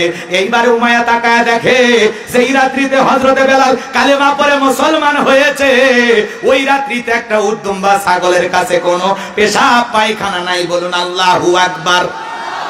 এইবার উমাইয়া দেখে চাকরের দল, তাকায় দেখো বেলালের বিরুদ্ধে মিথ্যা অভিযোগ দাও। তোমরা যখন ঘুমাচ্ছিলে তাকায় দেখো আজকে উট দুম্বা ছাগলের কাছে কোনো পেশাব পায়খানা নাই। তোমরা যখন ঘুমাচ্ছিলে বেলাল তখন ময়লা আবর্জনা পরিষ্কার করেছে, যাও নিজেদের কাজ করো, বেলালের বিরুদ্ধে আমি কোনো অভিযোগ শুনতে চাই না। এই কথা বলার পর ওদেরকে তাড়িয়ে দিলেন। এক পা দুপা করে হযরতে বেলালের কাছে চলে গেলেন। হযরতে বেলাল দেয়ালে পিঠটা ঠেকাইয়া মাথাটা নত করে জিকির করে কা, আরো ছোট বলেন কা। এবার উমাইয়া হালকা করে ধাক্কা মারছে, যখন জবান দিয়ে কালেমার আওয়াজ বের হয়েছে, তখন হযরতে বেলালের কণ্ঠে কালেমার আওয়াজ শোনার পর উমাইয়া ডেকে বলে বেলাল রে তোর জবান দিয়ে কি শুনলাম, তুমি কি মুসলমান হয়েছো? হযরতে বেলাল ডেকে বলে মুসলমান হয় যারা মিথ্যা কথা বলতে পারবে না তারা। ওয়াকুলু কওলান সাদীদা। আল্লাহু আকবার। মুসলমানেরা হবে সত্যবাদী, মুসলমানেরা কোনোদিন মিথ্যাবাদী হতে পারে না। এইবার উমাইয়া ডেকে বলে বেলাল রে এখনো সময় আছে, আব্দুল্লাহর বেটা মুহাম্মদ সাল্লাল্লাহু আলাইহি সাল্লামের ধর্ম ত্যাগ করে আবার বাপ দাদা ধর্মে ফিরে আসো। প্রয়োজন যদি হয় উট দুম্বা ছাগলের মালিক বানায় দেব, থাকার জন্য ভালো কোয়ার্টারের ব্যবস্থা করে দেব। হযরতে বেলাল ডেকে বলে উমাইয়া দুনিয়ার পার্থিব সম্পদের বিনিময়ে বেলাল তার ঈমান বিক্রি করবে না। চিৎকার মেরে বলুন আল্লাহু আকবার।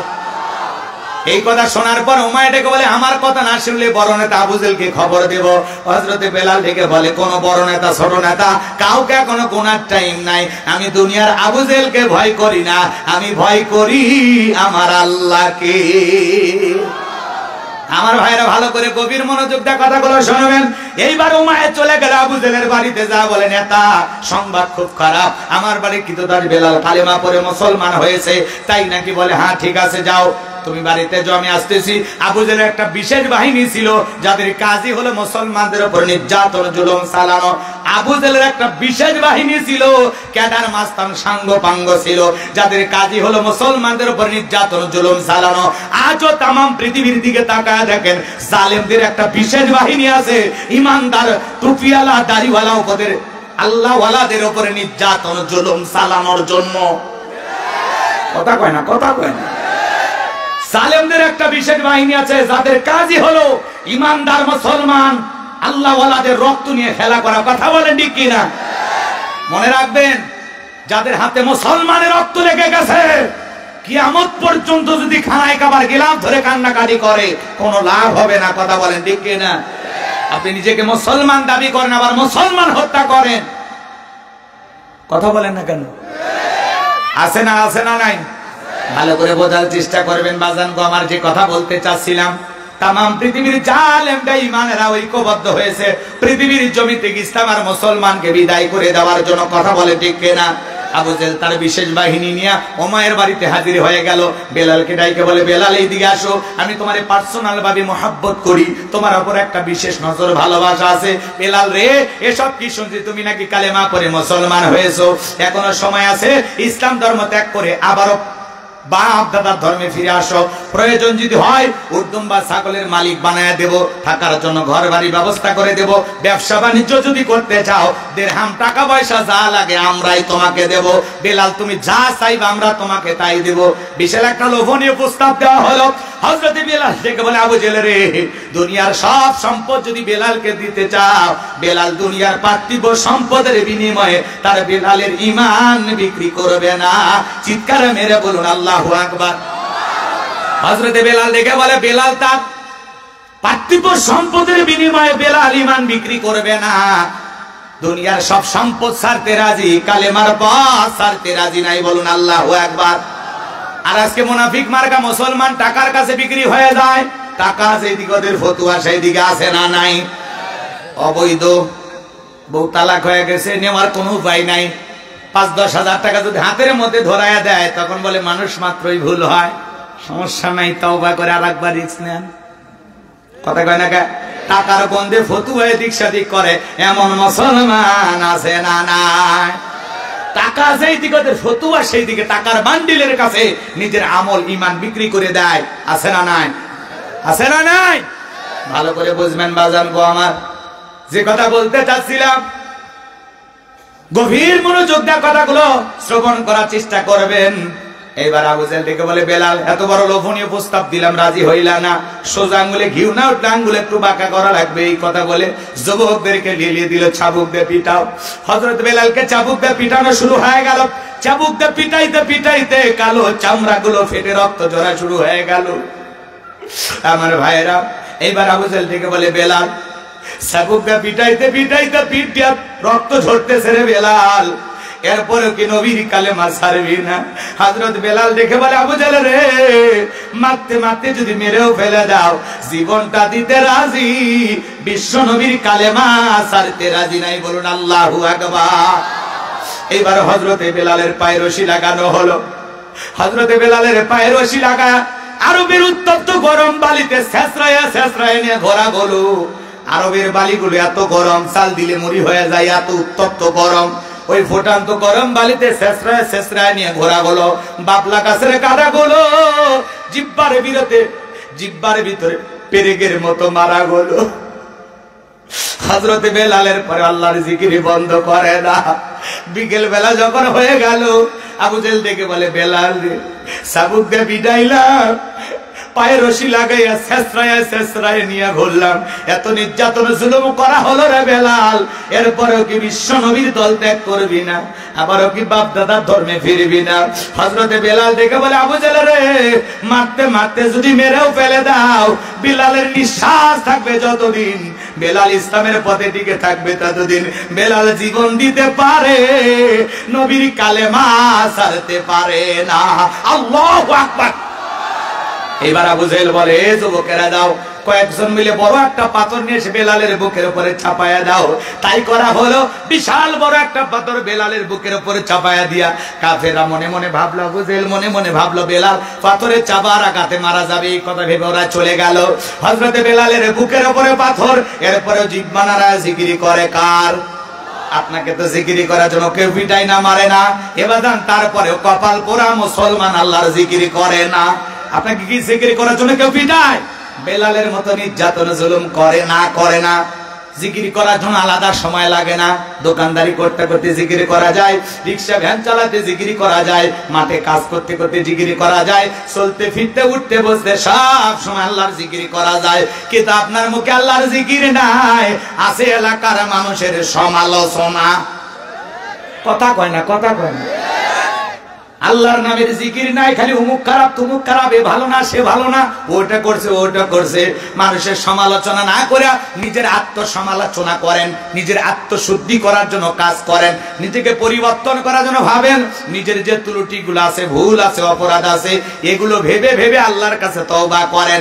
মানুষের ভুল ধরতে গিয়া নিজে যে ভুলের সাগরে ডুবে আছেন আপনি খেয়ালি করেননি, বুঝছেন না? নাই এমন কায়দায় মানুষের সমালোচনা করে এক জায়গায় বসে, মনে হয় গিবত কমিটির সভাপতি সেক্রেটারি বসে গেছে, সারাদিন ফটর ফটর ফটর ফটর, মুখ আর বন্ধ থাকে না, চায়ের কাপে ঝড় তোলে। এরকম আমার মুসলমান আপনাদের এই এলাকায় নেই, এলাকার মানুষ খুবই ভদ্র, এরা মানুষের সমালোচনা করে না। তাহলে জিকির হবে জবানে কা? হাদিস শরীফের ভেতরে আছে যে জিহ্বাটা আল্লাহর জিকিরে ভিজা থাকে, ওই জিহ্বাওয়ালা মানুষ কোনদিন জাহান্নামের আগুনে জ্বলবে না। বলুন সুবহানাল্লাহ। হযরতে বেলাল আল্লাহর জিকির করে, জিহ্বা নাড়ায়, বুকের উপরে বিশাল বড় পাথর, এরপরে আল্লাহর জিকির করে, জিকির বন্ধ নাই, বন্ধ নাই।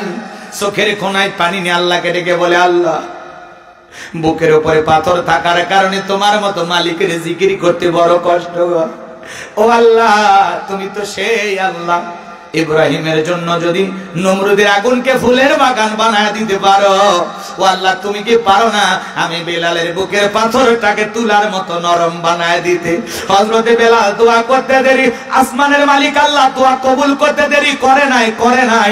বেলালের বুকের পাথরটাকে আমার আল্লাহ তুলার মতো নরম বানিয়ে দিয়েছে। হযরতে বেলাল এইবার জিকির করে, হযরতে বেলালের নিঃশ্বাসের সাথে পাথর ওঠে আর নামে, বলুন আল্লাহু আকবার। আশিকে রাসূল বেলাল, নবীর পাগল বেলাল নবীকে কত ভালোবাসতেন জানেন? বিশ্বনবী যখন মক্কা নগরীতে পথ চলতেন, হযরত বেলাল একবার ডানে যাও একবার বামে যায়। আমার নবী ডেকে বলে, বেলাল রে বুঝি না, একবার ডানে যাও একবার বামে যাও, ব্যাপারটা কি? হযরতে বেলাল ডেকে বলেন, নবী গো আপনি কালেমার দাওয়াত দেন, ইসলামের প্রচার করেন, ওই কাফেররা হলো আপনার শত্রু, আপনাকে টার্গেট করে যদি তীর নিক্ষেপ করে নবী গো, ওই তীরটা যেন সর্বপ্রথম আমি বেলালের বুকের ভেতরে ঢোকে। আমি বেলাল মারা গেলে ইসলামের ক্ষতি হবে না, আপনি নবী মারা গেলে ইসলাম আর মাথা উঁচু করে সামনের দিকে দাঁড়াইতে পারবে না। নিজের জীবনের বিনিময়ে বিশ্ব নবীকে আগলায় রাখতেন বেলাল, বলুন আল্লাহু আকবার। নবীকে কত ভালোবাসতেন বেলাল জানেন? বিশ্ব নবীর যেদিন ইন্তিকাল হয়েছিল, ছোট্ট বাচ্চার মতো ফুপিয়ে ফুপিয়ে হযরতে বেলাল কান্না করে আর ডেকে বলে, না না আমি আর জীবনে কোনোদিন আজান দেব না, আমি আজান দেওয়ার পরে বিশ্ব নবী ইমামতির মুসল্লায় দাঁড়াবে না, আমি বেলাল আর কোনোদিন আজান দেব না। সাহাবায়ে কেরাম ডেকে বলে, বেলাল সবর করো, ধৈর্য ধারণ করো, এভাবে ভেঙে পড়ো না, নবী চলে গেছে। বেলাল মানতেই পারে না, ডেকে বলে, আমি মদিনায় থাকবো না, মদিনার অলিতে গলিতে রাসূলের সাথে হাজারো স্মৃতি, আমি পাগল হয়ে যাব। বিশ্বনবী সোমবারের দিন ইন্তেকাল করেছিলেন, বুধবারের দিনে বিশ্বনবীর তামাম পৃথিবীর উম্মতকে কাঁদিয়ে সবুজ গম্বুজের নিচে শায়িত হয়ে গেলেন। আমার ভাইরা, হযরত বেলাল মদিনা ছেড়ে চলে গেলেন, 6টা মাস অতিবাহিত হয়ে যায়, হযরত বেলাল মদিনায় আসে না। 6 মাস পরে বিশ্বনবী ঘুমের ঘরে স্বপ্নে বেলালকে ডেকে বলে, বেলাল কত মানুষ দূর দূরান্ত থেকে আইসা আমি নবীর কবরের পাশে দাঁড়ায় সালাম দেয়, আমি নবীর রওজা পাকে দাঁড়ায় সালাম দেয়, বেলাল আয় আয় আয় মদিনায় আইসা আমি নবীকে একবার সালাম দিয়ে যা। ঘুমের ঘরে বিশ্বনবীকে স্বপ্নে দেখার পর হযরতে বেলাল আর দেরি করলেন না, পাগলের মতো মদিনায় ছুটে আসলেন। আমার ভাইরা, হযরত বেলাল মদিনায় ছুটে আসার পর সাহাবায়ে কেরাম ডেকে বলে, বেলাল দাও না একবার আজান দাও, কতদিন হয়ে গেল তোমার কণ্ঠে আমরা আজান শুনতে পাই না। হযরত বেলাল ডেকে বলে, আমি আজান দেওয়ার পরে আমার নবী ইমামতির মুসল্লায় দাঁড়াবে না, আমি কোনোদিন আজান আর দেব না। ছোট ছোট বাচ্চারা পর্যন্ত বেলালকে দেখতে ভিড় করেছেন। নবীর নাতি হাসান আর হোসাইন দুই ভাই যখন দুইটা হাত ধরেছেন, হযরতে হোসাইন যখন বেলালের হাতটা ধরে ডেকে বলে, নানু ভাই ও নানু ভাই, নানাও চলে গেছে, তুমি আমাদেরকে ছেড়ে চলে গেছো। কতদিন হয়ে গেল নানু ভাই তোমার কণ্ঠে আজান শুনতে পাই না। হযরতে হোসাইন হাতটা ধরে যখন ডেকে বলে নানু ভাই, ও নানু ভাই দাও না একবার আজান দাও, আমরা একটু তোমার আজান শুনতে চাই। হযরতে বেলাল তাকা দেখে হোসাইনের চেহারার উপরে মনে হয় মদিনার নবীর চেহারাটা বেশি উঠেছে।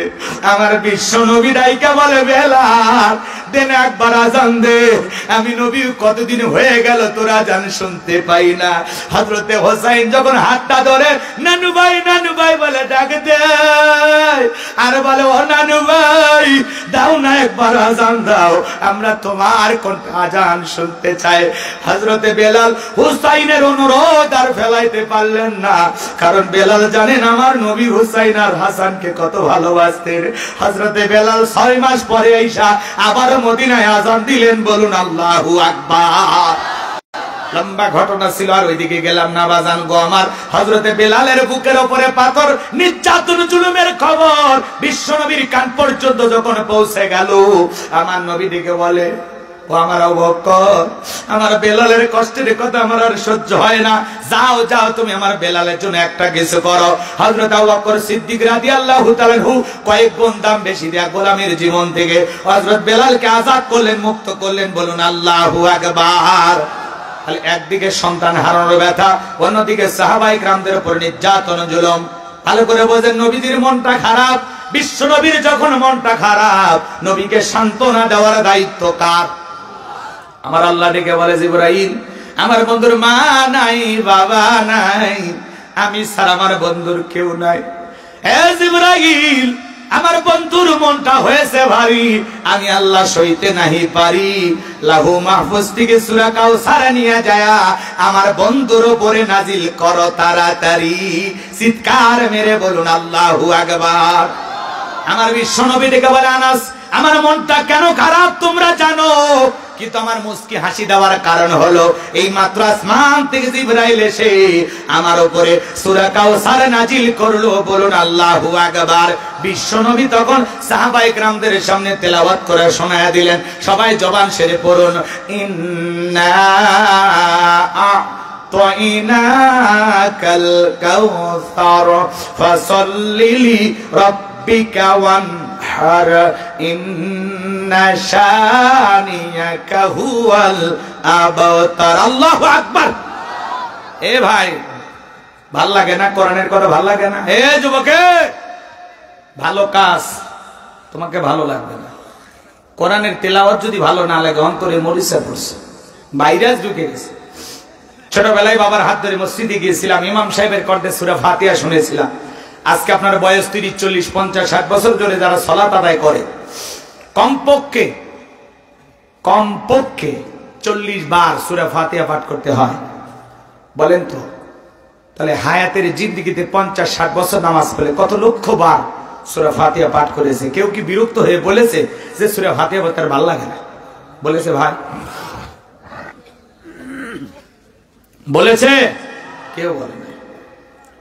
ইমাম সাহেব কি বলেছে? ভাই 30 বছর ধরে সূরা ফাতিহা দিয়ে নামাজ শুরু করেছি, কাল থেকে সূরা ইখলাস দিয়ে শুরু করব। মাগরিবে যদি হুজুর ডাইরেক্ট বলে কুল হুয়াল্লাহু আহাদ, আপনারা পিছন থেকে কি বলবেন? আল্লাহু আকবার। হুজুর আগে সূরা ফাতিহা পড়েন, এরপরে অন্য সূরা ধরেন। কথা বলে ঠিক কি না? কারণ সূরা ফাতিহা ছাড়া নামাজ পড়াইলে নামাজ হবে? এ যুবক, কোরআনের ভিতরে আল্লাহ তাআলা এমন একটা মধু, এমন একটা আকর্ষণ দিয়েছেন উম্মতে মুহাম্মাদের জন্য। এই কোরআন হলো জীবন্ত মুজিজা। সুবহানাল্লাহ বলেন। ভালো করে বুঝবেন, কোরআনের সাথে সম্পর্ক রাখতে হবে। কোরআন যত পড়বেন তত লাভ না লস? তত লাভ। ভালো করে বুঝবেন, কোরআনটাকে সহিহ শুদ্ধ করে পড়তে হবে, সুন্দর করে পড়তে হবে। কথা কয় না কেন? সহিহ শুদ্ধ পড়ার দরকার আছে না নাই? এই সূরাটাই যদি কেউ টেনে পড়ে মজা আছে না নাই? কোরআনুল কারীম টেনে পড়লেও মজা লাগে, জোরে পড়লেও মজা লাগে, আবার আস্তে আস্তে পড়লেও মজা লাগে। কথা বলেন ঠিক কি না? কোরআনের আকর্ষণ কমবে না। হালালের মজা হলো চিরস্থায়ী, আর হারামের মজা হলো ক্ষণস্থায়ী, ওয়ান টাইম, কিছু সময় ভালো লাগে। কথা বলেন ঠিক কিনা? এই কোরআন কিয়ামত পর্যন্ত মুসলমানের কাছে, ইমানদারের কাছে বিরক্ত লাগবে না। কোরআনের ভিতরে আল্লাহ এমন মধু দিয়েছে, কিয়ামত পর্যন্ত এই মধু ফুরাবে না। সুবহানাল্লাহ কোন? কিন্তু একটা গান 2 দিন, 4 দিন, 5 দিন শোনার পরে মানুষ বিরক্ত হয়, চুপ কথা কয় না কেন? এক শিল্পী এসে গান গাইলো, বন্ধু 3 দিন ধরে বাড়িতে গেলাম, দেখা পাইলাম না। মানুষ কয় 3 দিন যায়ও দেখা হয় না, এই বাটপারের সাথে সম্পর্ক রাখলে গাড়ি ভাড়া দিতে দিতে জীবন শেষ। কথা কন ঠিক কিনা? আর এক শিল্পী এসে গান গাইলো, কয় দেখা না হলে একদিন বুকের ভিতর করে সিনসিন। মানুষকে একটা মারাত্মক রোগ, যখন তখন পড়বি আর মরবি, করোনা ভাইরাসের চাইতেও খারাপ। কথা কন ঠিক কিনা? আর এক শিল্পী এসে গান গেল, কাল তো ছিলাম ভালো, আজ আমার কি হলো সে কথা বলতে পারি না। মানুষকে গতকালকের কথা আজকেই ভুলে যায়, এর চরিত্রে গন্ডগোল। কথা কন ঠিক কিনা? আর এক শিল্পী এসে গান গেল, ও প্রিয়া তুমি কোথায়? কেন? শয়তান তোমাকে খুঁজতেছে নফল নামাজ পড়ার জন্য। এই যুবক, একটা গান 10 বার 20 বার 50 বার শোনার মানুষ, এ পেনপেনি বন্ধ কর। কিসের? ওই যে মমতাজ আবা গান গাইলো, নির্বাচনে হাইরে গেছে, আমি যে কি খুশি। আর যাই হোক, সংসদ ভবনে দাঁড়ায় কেউ আর গান গাইবে না। কথা কোন ঠিক না? এ মমতাজ হার রাতে কারা কারা খুশি না? হাত তোলেন তো দেখি। দেখেন অনেক ভক্ত আছে, তুলতেছে না। লিল্লাহি তাকবীর। এই সমস্ত মহিলারা সংসদে যা কি বলবে? সংসদ একটা পবিত্র জায়গা, শাহজালালের পূর্ণভূমি, ওলিদের বাংলাদেশ। হাজারো শহীদের রক্তের বিনিময়ে স্বাধীনতা পেয়েছি। সেই দেশের পার্লামেন্টে জনগণের দুঃখ দুর্দশার কথা তুলে ধরতে হবে, এদেশের উন্নয়নের কথা তুলে ধরতে হবে, দেশ ও জাতির কল্যাণে কিভাবে বিশ্বের সাথে তাল মিলিয়ে দেশকে এগিয়ে নিয়ে যাওয়া যায় সেই বক্তব্য দিতে হবে। তা না দিয়া সংসদ ভবনে গান গায়। ওর গান বুলেটের মতো লাগে কলিজায়। কথা কন, কথা কন। এর প্রত্যেকটা গান অশ্লীলতা। কি গান গাইলো? যখন বউনি আমার বাড়ির সামনে দিয়ে রং করে হেঁটে যায়, বুকটা বলে হেঁটে যায়, হেঁটে যায়, জোড়াতালি দেওয়ার কোনো বুদ্ধি নাই। কথা কন ঠিক কিনা? আচ্ছা আপনারাই বলেন, শরীয়তের দৃষ্টিকোণ থেকে বউ নিয়ে ঘোরা জায়েজ না হারাম? কথা কন। বউ নিয়ে ঘোরা জায়েজ না হারাম? জায়েজ। আপনার বউকে আপনি পর্দা করায় বাহিরে নিয়ে যাবেন, এতে কোনো সমস্যা নাই। আপনাদের মসজিদের ইমাম সাহেব ওনার বউকে নিয়ে যদি বোরকা পরায়, পর্দা করায়, হাত মোজা পা মোজা লাগাইয়া সিরাজগঞ্জ শহরে নিয়েছে, আপনাদের আপত্তি আছে না? কারো কলিজে ফেটে যাবে মমতাজের মতো। শোনে, কথা বোঝে না। কিন্তু হুজুর ওনার বউকে বাদ দিয়ে যদি সভাপতির বউ কেনে মার্কেটে যায়, তখন বলবেন হুজুর ভালোই মনে করছিলাম, এখন থেকে আপনার ভিতরে ভেজাল আছে। কথা কন ঠিক কিনা? মমতাজ এই গানের মাধ্যমে বলতেছে, বইয়ের হাত ছাড়ো, বান্ধবীর হাত ধরো। এগুলো গানের মাধ্যমে যুব সমাজকে নষ্ট করা হয়, পরকীয়াকে প্রমোট করা হয়, অশ্লীলতাকে জাগ্রত করা হয়, হালালকে বাদ দিয়ে হারামের দিকে ধাবিত করা হয়। এই সমস্ত গান বাজনার মাধ্যমে মুসলমানের ঈমান নষ্ট হবে। কথা বলেন ঠিক কিনা? এজন্য মুসলিম যুবক এই ধরনের নোংরা অশ্লীল গান শুনতে পারে। সূরা লোকমানের 6 নম্বর আয়াতে লাহওয়াল হাদিস এই শব্দের দ্বারা গান বাজনা, বাদ্যযন্ত্র, গিটার, তবলা আল্লাহ সব হারাম করে দিয়েছেন। কথা বলেন ঠিক কিনা? এরপরে আমরা আশ্চর্য হয়ে যাচ্ছি, বাংলাদেশের শিক্ষা ব্যবস্থার ভিতরে এমন ভাবে কিছু জিনিস ঢুকানো হয়েছে যেটা মুসলমান হিসেবে মেনে নেওয়া যায় না। এমনকি মাদ্রাসার বই পুস্তকের ভিতরে হারমোনিয়ামের ছবি ভিতরে। কথা কয় না? দেখেননি আপনারা? আপনাদের বাচ্চারা পড়াশোনা করলে বইগুলো নিয়ে দেখেন, আমি নিজের চোখে দেখেছি। রাগ করতেছেন মনে হয়? দাখিল মাদ্রাসা,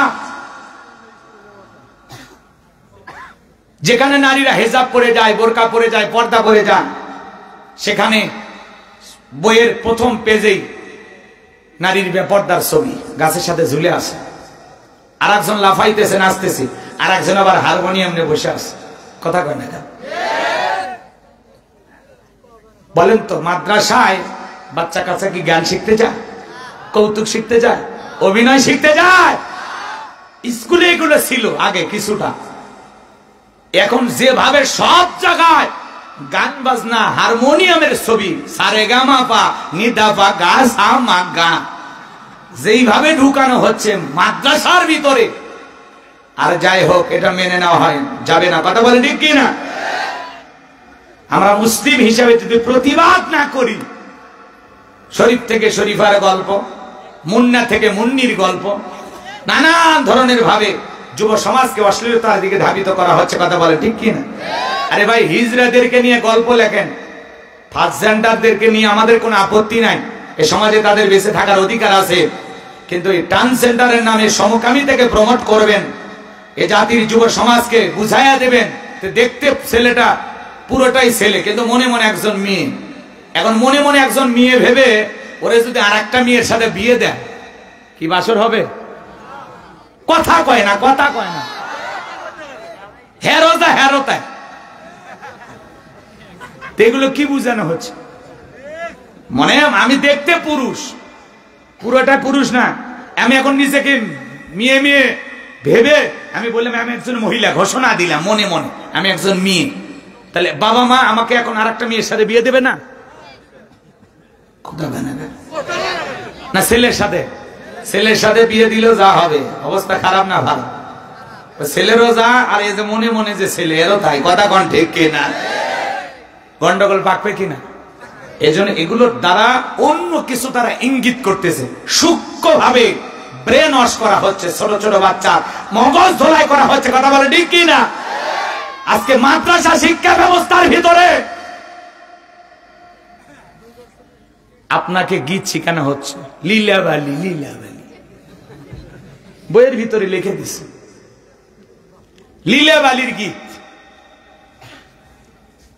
আজকে মুসলমান যাবে কোন জায়গায়? আমাদের আদব আখলাক চরিত্র ধ্বংস করার জন্য নানামুখী ষড়যন্ত্র চলতেছে। শিক্ষা ব্যবস্থা নিয়ে এটা কোনো রাজনীতি নয়। কথা বলেন ঠিক না?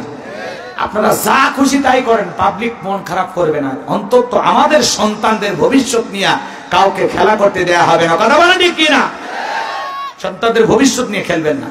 বাচ্চা কাচ্চা অভিনয় শিখতে যায়, নাচ গান শিখতে যায়, আর মাদ্রাসার ভিতরে হারমোনিয়ামের ছবি। কোন মাদ্রাসায় হারমোনিয়াম আছে? তাহলে মাদ্রাসার বইগুলোর ভিতরে হেজাব ছাড়া নারীর ছবি কেন? আপনি সংস্কৃতির নামে কি শিখাতে চাচ্ছেন? কি শিখাতে চাচ্ছেন? আবার শুধুমাত্র ওগুলো না, হারমোনিয়াম দিয়ে একজন বসে আছে আর একজন আবার কমর দুলে নাচতেছে, ওগুলো ছবি দেওয়া আছে। আহা, মুসলমান পরিকল্পিত ভাবে আমাদের শিক্ষা ব্যবস্থাকে ধ্বংস করার একটা চক্রান্ত চলতেছে। কথা বলে ঠিক কিনা? যদি আমরা সচেতন না হই, ঘুম থেকে যদি না জাগি, তাহলে আরো যে ভবিষ্যতে কি হবে। এখন তো পড়াশোনা নাই, পুরোটা খালি অভিনয়, নাচ গান, রং তামাশা। কথা বলে ঠিক কিনা?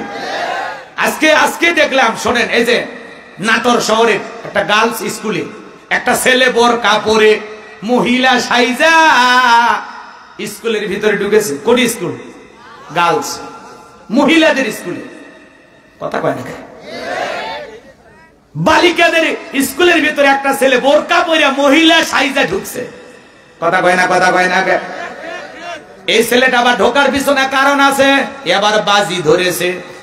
বাজি ধরে বলেছে আমি বোরকা পরে মেয়েদের ক্লাসরুমে ঢুকবো, ওদের সাথে বসে ক্লাস করব, তোমাদের দেখায়া দেব। এই যে বাজি ধরে ক্লাসরুমে বসে আছে, নারী সেজে ছেলে মানুষ, বাজি ধরে নারীদের গার্লস স্কুলের ভিতরে ঢুকেছে। বাজানবো আমার মহিলাদের সাথে বসা। আবার যাদের সাথে বাজি ধরেছে ওরা মনে হয় গোপনে পুলিশকে খবর দিয়েছে। পুলিশটার ভাইয়া স্কুলের ভিতরে আসছে, টার্গেট করে ওই ছেলেটাকে ধরেছে। এবার যখন বোরকা ধরে টান দিয়েছে, মুখটা খুলে গেছে, তাকায় দেখে এটা লেডিস না, এটা জন্ডিস। কথা কোন ঠিক কিনা? এটা তো নারী না, এটা পোলা। এইবার ছেলেটার বোরকা ধরে যখন টান দিয়েছে, মাথার হেজাব যেটা ছিল এটা খুলে গেছে। এবার পুলিশের সাথে ঝাপটা ঝাপটি কইরা, জোরাজুরি কইরা, শক্তি দেখায় দৌড়ে যেতেছে, লাভ যা পড়ে গেছে। এবার পুলিশের লোকজনের বুকের ওপরে চড়ছে, সেটা ওই অবস্থায় টেনে হেসরে ওরে এখন কোন জায়গায় নিয়ে গেল আল্লাহ ভালো জানে। তাহলে এই যুবকদের মাথা মগজ গেছে কোন জায়গায়, এদের আকল জ্ঞান বিবেক কোন জায়গায় গেছে? বাজি ধইরা, বন্ধুদের সাথে বাজি ধইরা নারীদের স্কুলে ঢুকে বোরকা পরে নারী সেজে যায়। এমন যুবককে একটু পিটাইয়া সাইজ করা দরকার আছে না? না, এরা নাটক সিনেমা দিকে বাজি শিখেছে। আচ্ছা না, নাই রাগ করেছেন মনে হয়। তাহলে বন্ধুদের সাথে বাজি ধরে গার্লস স্কুলের ভিতরে ঢুকেছে, বোরকা পরে পুরুষ মানুষ যা নারীদের সাথে ক্লাস করতেছে। জামানার হালচাল বলা বড় দায়। এখন এই কথাগুলো বলে অনেকের মন খারাপ হয়। আমি উচিত কথা যদি বলি অনেকের কষ্ট হবে বাজান গো আমার। এজন্য যাই হোক, কথা আর বাড়াতে চাই না। শিক্ষা ব্যবস্থাকে ধ্বংস করা হচ্ছে পরিকল্পিত ভাবে। এজন্য আমরা যদি জাগ্রত না হই, এই হারমোনিয়াম, গিটার, তবলা, নাটক, সিনেমা নিয়ে আপনার সন্তান থাকবে, সন্তানের ভিতরে শিক্ষা নামের কোনো কিছু থাকবে না। কথা বলেন ঠিক না? বলা যায় না। একদিন বলবে সবাই একটা করে হারমোনিয়াম নিয়ে আসো, আর একদিন বলবে গিটার নিয়ে আসো, আর একদিন বলবে নায়কের মতো সেজে আসো, আর একদিন বলবে নায়িকার মতো সেজে একটু অভিনয় করো। আসলে বাজান স্কুল কলেজে মানুষ সন্তানদেরকে পাঠায় সুশিক্ষায় শিক্ষিত বানানোর জন্য, মানুষের মতো মানুষ বানানোর জন্য, নাটক সিনেমা গান বাজনা শেখানোর জন্য নয়। কথা বলেন ঠিক কি না? মন খারাপ করছেন নাকি আপনারা? সন্তানকে মানুষের মতো মানুষ বানাইতে হইলে শিক্ষা ব্যবস্থা থেকে এগুলো পরিবর্তন করতে হবে। জীবনে কোনোদিন মাদ্রাসার বইয়ের প্রথম পেজে হারমোনিয়ামের ছবি ছিল না, নারীদের হেজাব ছাড়া ছবি ছিল না। আজকে এগুলো ঢুকিয়ে দেওয়া হচ্ছে। আল্লাহ আমাদের সঠিক বুঝদান করে, জোরে বলেন আমিন। আবার দেখেন এগুলোর পাশাপাশি ছেলেও আবার মেয়ে সাজা মহিলাদের স্কুলে যাচ্ছে। কি জামানা এসে বললো। আল্লাহ আমাদের হেদায়েত দান করুন, জোরে বলুন আমিন। শিক্ষা কমিশনে যারা দায়িত্ব আছেন সে সমস্ত ভদ্র লোকদেরকে আমরা শিক্ষামন্ত্রী সহ বাংলাদেশের শ্রেষ্ঠ অভিভাবক যারা, তাদের কাছে অনুরোধের ভাষায় বলবো, আর যাই হোক শিক্ষা ব্যবস্থাটাকে নিয়ে এইভাবে তামাশা করবেন না। কথা বলে ঠিক কিনা? সন্তানদেরকে বিপদগামী বানাইতে চাই না, নাচ গান আমরা শিখাতে চাই না, ওটা ব্যক্তিগত চর্চা। কেউ তার ছেলেকে গায়ক বানাইতে চায়, নায়ক বানাইতে চায়, অভিনেতা বানাইতে চায়, এটা ভিন্ন কথা। বলে আলাদা প্রতিষ্ঠান আছে, আলাদা জায়গা আছে। কথা বলে ঠিক কিনা? আপনি ঢালাও ভাবে সব সন্তানকে শিখাবেন, আমি হুজুর আমার ছেলেকে আমি কোরআন তিলাওয়াত শেখাবো, গজল শিখাবো, ইসলামী সঙ্গীত শিখাবো। কথা বলেন না কেন? একজন আলেম বানাবো, এই জন্য তো মাদ্রাসায় পড়াইতেছি। কথা বলেন ঠিক না? এখন সেখানে হারমোনিয়াম গিটারের ছবি দিয়া সারাইগামা পা শিখাবেন, লীলাবালির গান শিখাবেন, এটা তো আমরা চাই না। কথা বলে ঠিক কিনা? আল্লাহ আমাদের সঠিক বুঝদান করুন, জোরে বলুন আমিন। চলেন সামনের দিকে যাইবা, জানার কথা বাড়ানোর কোনো সুযোগ নাই। আল্লাহ রাব্বুল আলামিন বলেন, ইন্না আ'তাইনাকাল কাউসার। আল্লাহু আকবার।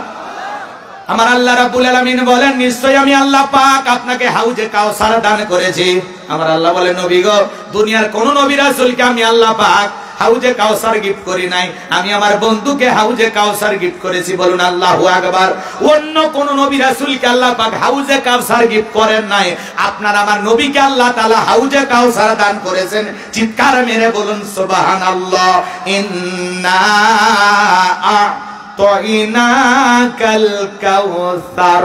অবশ্যই আমি আল্লাহ পাক আপনাকে হাউজে কাউসার দান করেছি। এই হাউজে কাউসারের পানি মধুর চাইতে মিষ্টি, দুধের চাইতে সাদা, পানির চাইতে ক্লিয়ার। কঠিন কিয়ামতের ময়দানে যেদিন মানুষের জিহ্বা কুকুরের মতো ঝুলে আসবে নাভি পর্যন্ত, যেদিন জমিন হবে তামার জমিন, সূর্যটা হাত মাথার উপরে চলে আসবে, মানুষের মগজগুলো টকবক করে গলে পড়বে। এ বাজান গো আমার, কঠিন কিয়ামতের ময়দানে আল্লাহর আরশের ছায়া ছাড়া আর কোনো ছায়া থাকবে না। ওই কিয়ামতের বিচার দিবসের একদিন হবে 50,000 বছরের সমান। ওই কঠিন কিয়ামতের ময়দানে যেদিন তার মা সন্তানের পরিচয় দেবে না, ভাই ভাইয়ের পরিচয় দিবে না, স্ত্রী স্বামীর পরিচয় দেবে না, একজন আরেকজনকে দেখিয়ে পালিয়ে পালিয়ে যাবে। ওই কঠিন কিয়ামতের ময়দানে বিশ্ব নবীর হাতে এক পেয়ালা হাউজে কাউসারের পানি যে পান করবে, জান্নাতে ঢোকা পর্যন্ত তার আর তৃষ্ণা লাগবে না। বলুন সুবহানাল্লাহ। কারা কারা রাসূলের হাতে এক পেয়ালা হাউজে কাউসারের পানি পান করে তৃষ্ণা মিটাইতে চান? দুই হাত তুলে দেখান।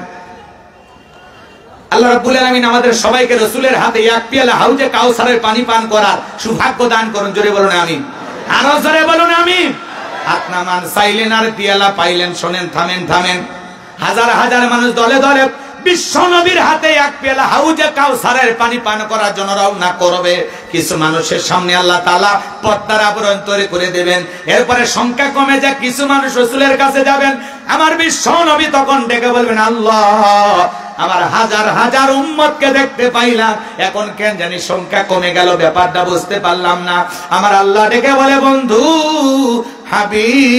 হাবিবুল্লাহ, ও আমার হাবিব, আপনি পাইকারি ধরে সবাইকে আপনি হাউজে কাউসারের পানি পান করাইতে পারবেন না।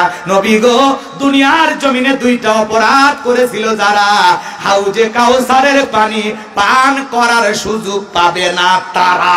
কয়জন? দুইটা অপরাধ যারা করেছিল। কয়টা অপরাধ? কয়টা?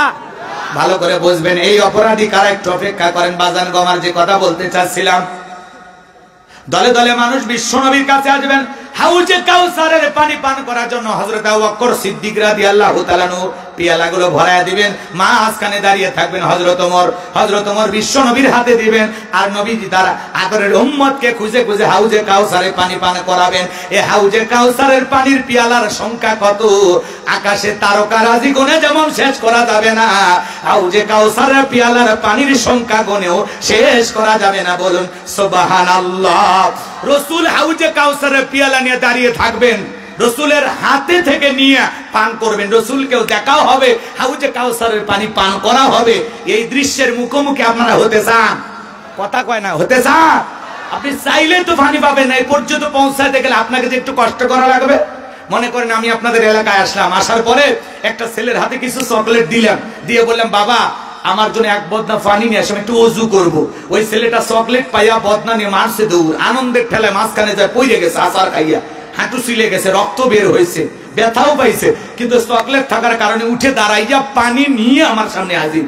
আমি তখন বললাম বাবা এই পানিটা আনতে গিয়ে তোমার কষ্ট হয়েছে, যে মাঝপথে পড়ে গেছো, আচার খাইছো, ব্যথা মনে হয় পাইছো, রক্ত মনে হয় বেরোয়েছে। ওই ছোট্ট ছেলেটা চকলেট থাকার আনন্দের খুশির কারণে বলতেছে আমি এরকম কত পড়ে যায় আমার কিছুই হয় না। কথা কোন ঠিক কিনা? রসুলের হাতে এক পেয়ালা হাউজে কাউসারের পানি যদি কিয়ামতের ময়দানে পান করতে পারেন, কিয়ামতের একদিন 50,000 বছরের সমান। যে দিনটা হবে বড় ভয়ঙ্কর, ওই কঠিন দিন আপনার কাছে কঠিন হবে না। রসুলের হাতে এক পেয়ালা হাউজে কাউসারের পানি, আর আল্লাহর আরশের নিচে 7 শ্রেণীর মানুষ ছায়া পাবে। এটা আল্লাহর তৈরি করা ভিআইপি গ্যালারি। বলুন আল্লাহু আকবার। এখানে শুধু ইমানদাররা চান্স পাবে। কষ্ট হচ্ছে নাকি আপনাদের? মন খারাপ করছেন ভাই? গভীর মনোযোগ দিয়ে কথাগুলো শুনবেন বাজান গো আমার। রসুলের হাতে যদি হাউজে কাউসার পিয়ালার পানি পান করতে চান, আপনাকে কষ্ট করতে হবে, কাজ করতে হবে। দুইটি, জোরে বলেন কয়টি? আপনি চাইলেন আর হবে না। ঠান্ডা পানি দিয়ে ওযু বানায়া আল্লাহকে সিজদা দিতে হবে। আপনি হয়তো নতুন মুসলমান, 2-1 দিন নতুন কেবল নামাজ ধরেছেন। আপনি যখন নতুন একটু মসজিদে যান, আপনাকে দেখে যারা পুরাতন আগে থেকে নামাজ পড়ে, ওরা আবার টিটকেরি মারে, বাসা তুমি আবার কোন দিন নামাজ ধরলে, দেখি তো তোমার নামাজ কয়দিন থাকে। আছে না নাই? এরকম সমালোচনাকারী আছে না নাই? আরে ভাই, কোন একজন মানুষ নতুন, আপনাদেরই গ্রামের নতুন, কেবল মসজিদে যায়, নামাজ ধরেছে, তার নিয়ে সমালোচনা করে লাভ আছে? বরং দোয়া করেন যে ভাই তুমি মসজিদে আসছো, দিলটা ভরে গেছে, আল্লাহ যেন মৃত্যু পর্যন্ত মসজিদে এসে তোমাকে সিজদা দেওয়ার তাওফিক দান করেন। জোরে বলেন আমিন। আমরা দোয়া না করে সমালোচনা করি, দেখি তোমার নামাজ কয়দিন থাকে।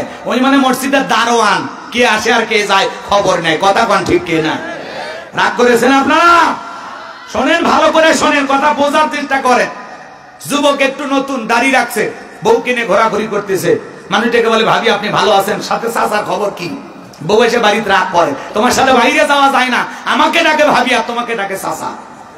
যে বউ রসুলের সুন্নাত দাড়ি পছন্দ করে না, এ বউ আবার আপনারা কি ভালোবাসা দেবে? কথা ঠিক কিনা? ভালো করে বোঝেন। হাউজে কাউসারের পিয়ালা পর্যন্ত পৌঁছাইতে গেলে আপনাকে কাজ করতে হবে 2টি। জোরে বলেন কয়টি? 2টি কাজকে আল্লাহ তাআলা 2 নাম্বার আয়াতে জানায় দিলেন। জবান ছেড়ে সবাই আমার সাথে পড়ুন, ফাসাল্লিলি রাব্বিকা ওয়ানহার। বলেন ফাসাল্লিলি রাব্বিকা ওয়ানহার। 1 নাম্বার হলো রবের উদ্দেশ্যে সালাত আদায় করা লাগবে।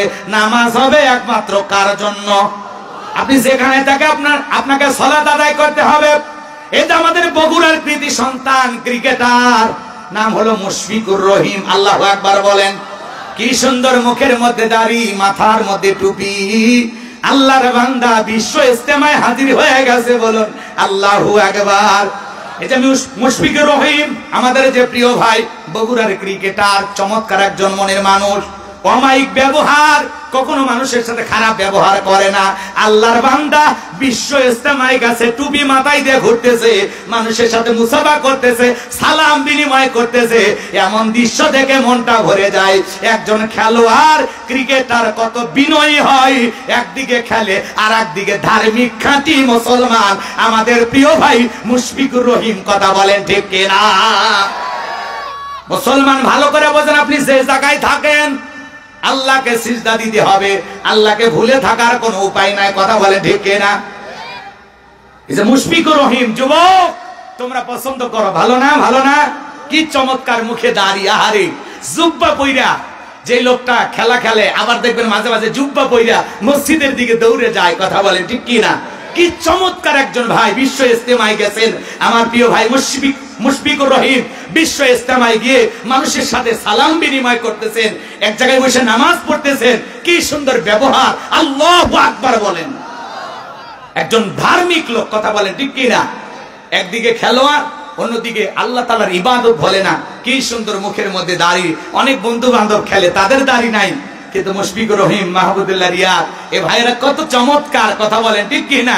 নামাজ পড়ে, হজ আদায় করে, পিতা মাতার সাথে কি সুন্দর আচরণ ব্যবহার, এবং মাঝে মাঝে গরিব দুঃখী মানুষকে সহযোগিতা করে, টাকা পয়সা দেয়, কথা বলেন ঠিক কি না?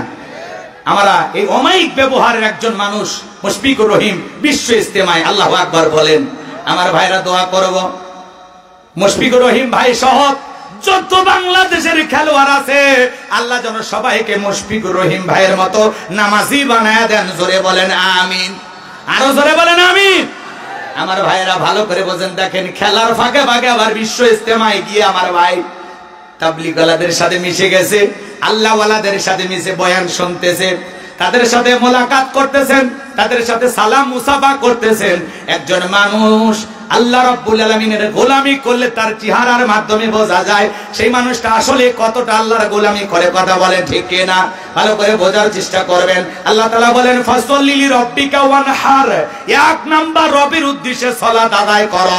নামাজ হবে একমাত্র কার জন্য? قل إن صلاتي ونسكي ومحياي ومماتي لله رب العالمين। নবীজি আপনি বলুন, আমার নামাজ, আমার কুরবানি, আমার জীবন, আমার মরণ লিল্লাহি রাব্বিল আলামিন, আসমান জমিনের প্রতিপালকের জন্য। মুমিন জীবনের সব ইবাদত হবে একমাত্র কার জন্য? আমার জীবন, আমার মরণ, আমার বন্দেগি কবুল করো ইয়া ইলাহি, আমার জিন্দেগি, আমার জীবন, আমার মরণ, আমার বন্দেগি। মারহাবা বলেন। তাহলে সালাত হবে কার জন্য? ভালো করে বোঝেন, দুইটা কাজ। হাউজে কাউসারের পিয়ালার পানি পান করতে চান না? যদি ভাগ্যে কিসমতে হাউজে কাউসারের পানি রসুলের হাতে না জোটে, সেদিনের কপাল ভালো না খারাপ? একটু শোনেন, একটু শোনেন। পাশে কবরস্থান, কবরস্থানের উন্নতি করবে মাহফিল, হাজারো মানুষ ওই কবরে শুয়ে আছে, আফসোস করতেছে। ওরা একটা সিজদা দেওয়ার জন্য এখন আফসোস করতেছে, একবার আল্লাহর জিকির করার জন্য আফসোস করতেছে, কোরআন পড়ার জন্য আফসোস করতেছে। কিন্তু আপনার আমার এখনো সুযোগ আছে, কথা বলেন, কথা বলেন।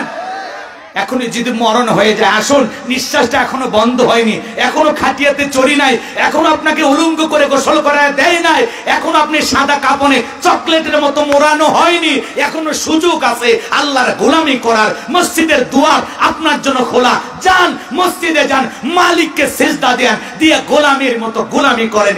ইয়্যাকা না'বুদু ওয়া ইয়্যাকা নাস্তাঈন, তোমার ইবাদত করি, তোমার গোলামি করি, সাহায্যও তোমার কাছে চাই।